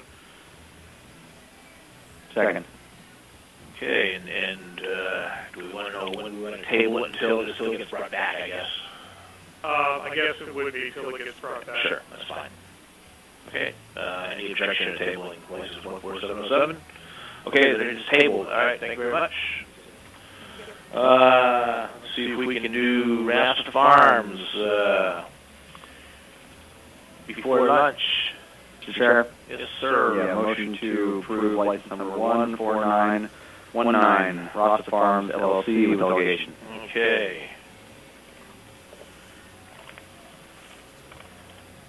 Is there a second? Second. That's getting close to lunchtime. Okay, go ahead and introduce yourself to us. My name is Greg Garcelle, Rasta Farms. I do have one thing that I want to ask. I have a security company that had laid out a bunch of things, and the specific equipment was put in the operating plan, and I don't know that I'm going to use that same company. If I use comparable, equal equipment, would that be fine? I believe that we're currently not really looking at specifics of security in our process, just to keep it out of the public eye, but I would refer to the director. Through the chair, or Mr. Chair, it depends on what they've written in their operating plan. If they have very specifically named a particular company, then through your delegation, you could allow him to make a change to be less specific. We have had situations where somebody has specifically named a company and then decided they wanted to change, and they've had to amend their operating plan. Yeah, and you kind of are specific on Honeywell intrusion security package, so that's all going to be changed out. It would be, I have different equipment and everything. If it would make the difference, I would just proceed with the old stuff. I don't think it makes any difference. Yeah, Mr. Sheriff, if it's just a brand A camera versus brand B camera, I wouldn't be opposed. If it's a completely different security plan as outlined by one company versus another, then I would ask for a change. But if it's simple hardware, I don't think that's an issue. Okay. It's all comparable to what's put in the operating plan, just a different company, and where company A was named specifically, he'd like to have the opportunity to have company A or equivalent or comparable rather than being tied to contractually as well as legally within his operating plan to do business with company A, as company A has proven to be somewhat problematic. Sure, that's fine. So the delegation would be resubmission of the security plan and the hardware list of the company that's in the operating plan with, the standard review by staff. Mr. Chair? Yes, sir. Thank you. I had a question on MJO1, page 12 of 19. It's part of the waste disposal plan, and just sort of caught me off guard. The second sentence is, however, in the event that waste is generated that cannot be reused in a beneficial way, it will be stored on site. And you talked about the disposal. Most businesses, especially cultivation, that talk about taking waste and composting it, and then using that compost as a soil. That's still a waste disposal plan. So while you say if it can't be used in a beneficial way, it will be gotten rid of, but even using it in a beneficial way like a compost is usually something we get described to us because we know that has been destroyed of its properties as a marijuana plant, now is the soil to grow more. So I would just, that struck me. I wanted to make sure you understood that reusing waste in a beneficial way is still a method of destruction, and you need to be really clear on how you're going to do that if you're going to use it, quote, in a beneficial way.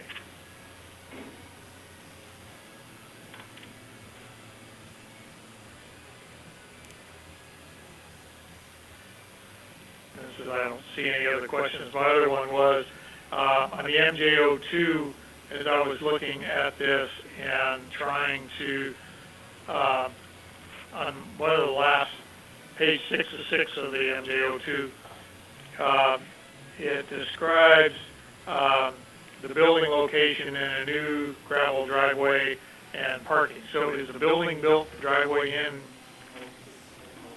It's mostly done. Okay, thank you. Okay, and who owns the property that you're doing this on? Okay, she's a 75% owner of the business. Okay.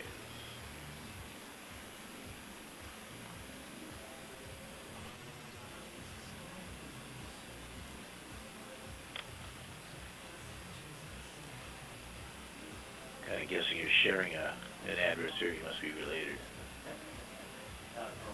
Perfect. Okay. Okay. All right. And this is a one-story building, and I see that there's a residence nearby. Uh-huh.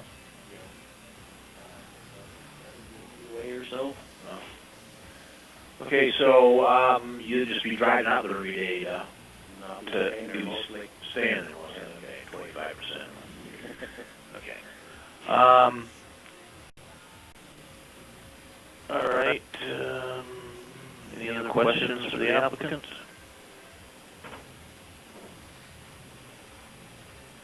And you and Ms. Boyd will be managing all the business affairs of the company. Okay. All right. Okay. Any other questions? Okay. So you're nice. We'll vote. Mr. Jones. Yes. Mr. Emmett. Yes. Mr. Miller. Yes.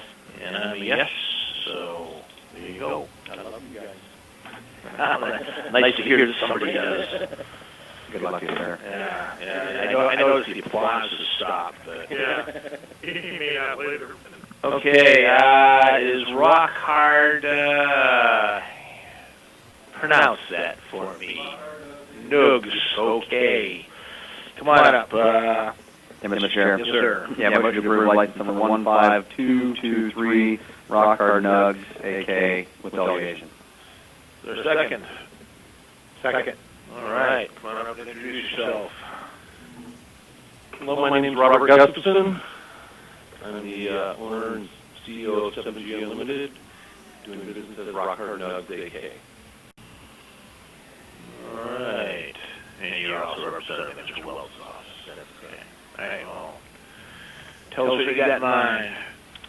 Well, I have a roughly 5,000 square foot, three-story log home with a whole 1,536 square foot basement that is surrounded on three sides by dirt. The front of it has been sealed off, where the two windows are completely inaccessible. The building framed in behind the blind. So it looks like there is windows still there, but behind that is reinforced wood, and we have metal also lining that to prevent access through windows. And we have a separate vegetative room that will contain our clones, our mother, and our 4 veg trays. And then in our flower room, we have rolling trellises that we'll put plants from our flower room, our veg room to our flower room. And we have a little office area, and that's restricted access area, storage room, little viewer, all of our computer equipment located inside a lockbox inside that storage room, so it's kind of doubly secure. And then we have a curing room separate as well.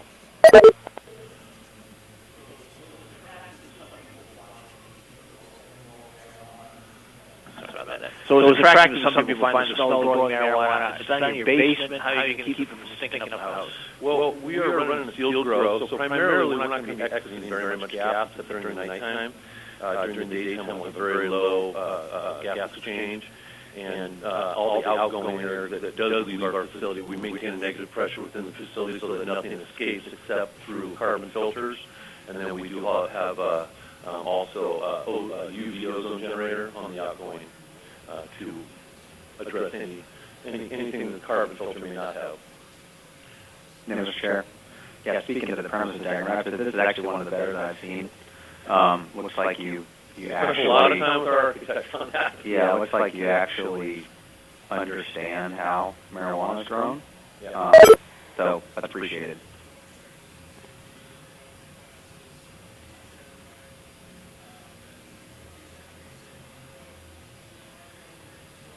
You got any kids in the house? I do, 5. And under 18? 4 of them are under 18. Okay. So when you're, what's the, go back here, there's a separate entrance to the basement, outdoor entrance? There is. Okay, so when you're taking product out, That's correct. or in, you can be doing your own transportation? Yes. Okay.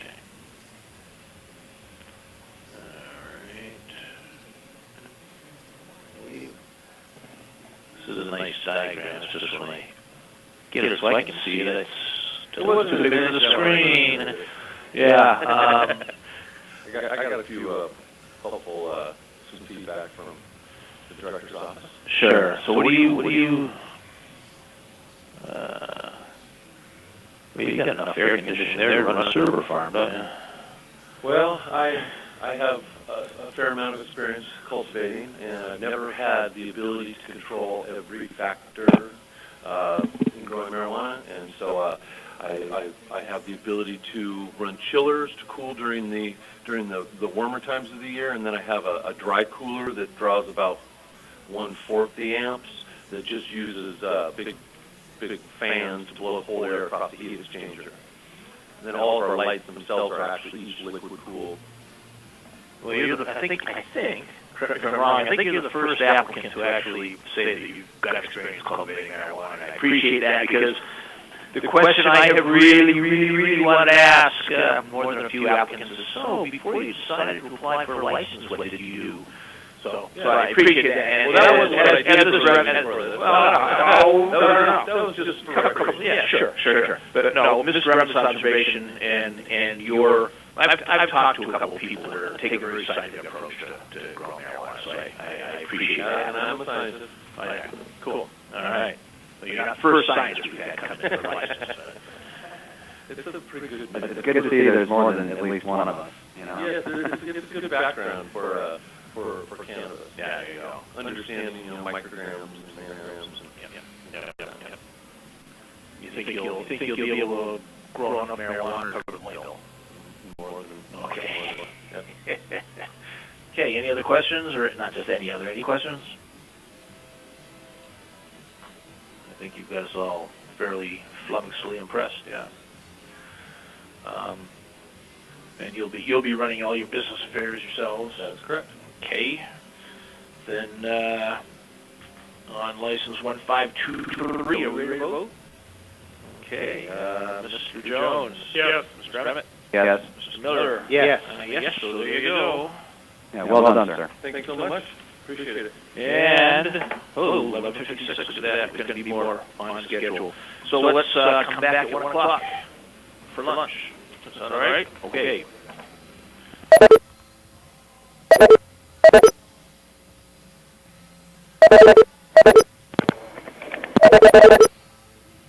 The chairperson has disconnected. The conference will now end.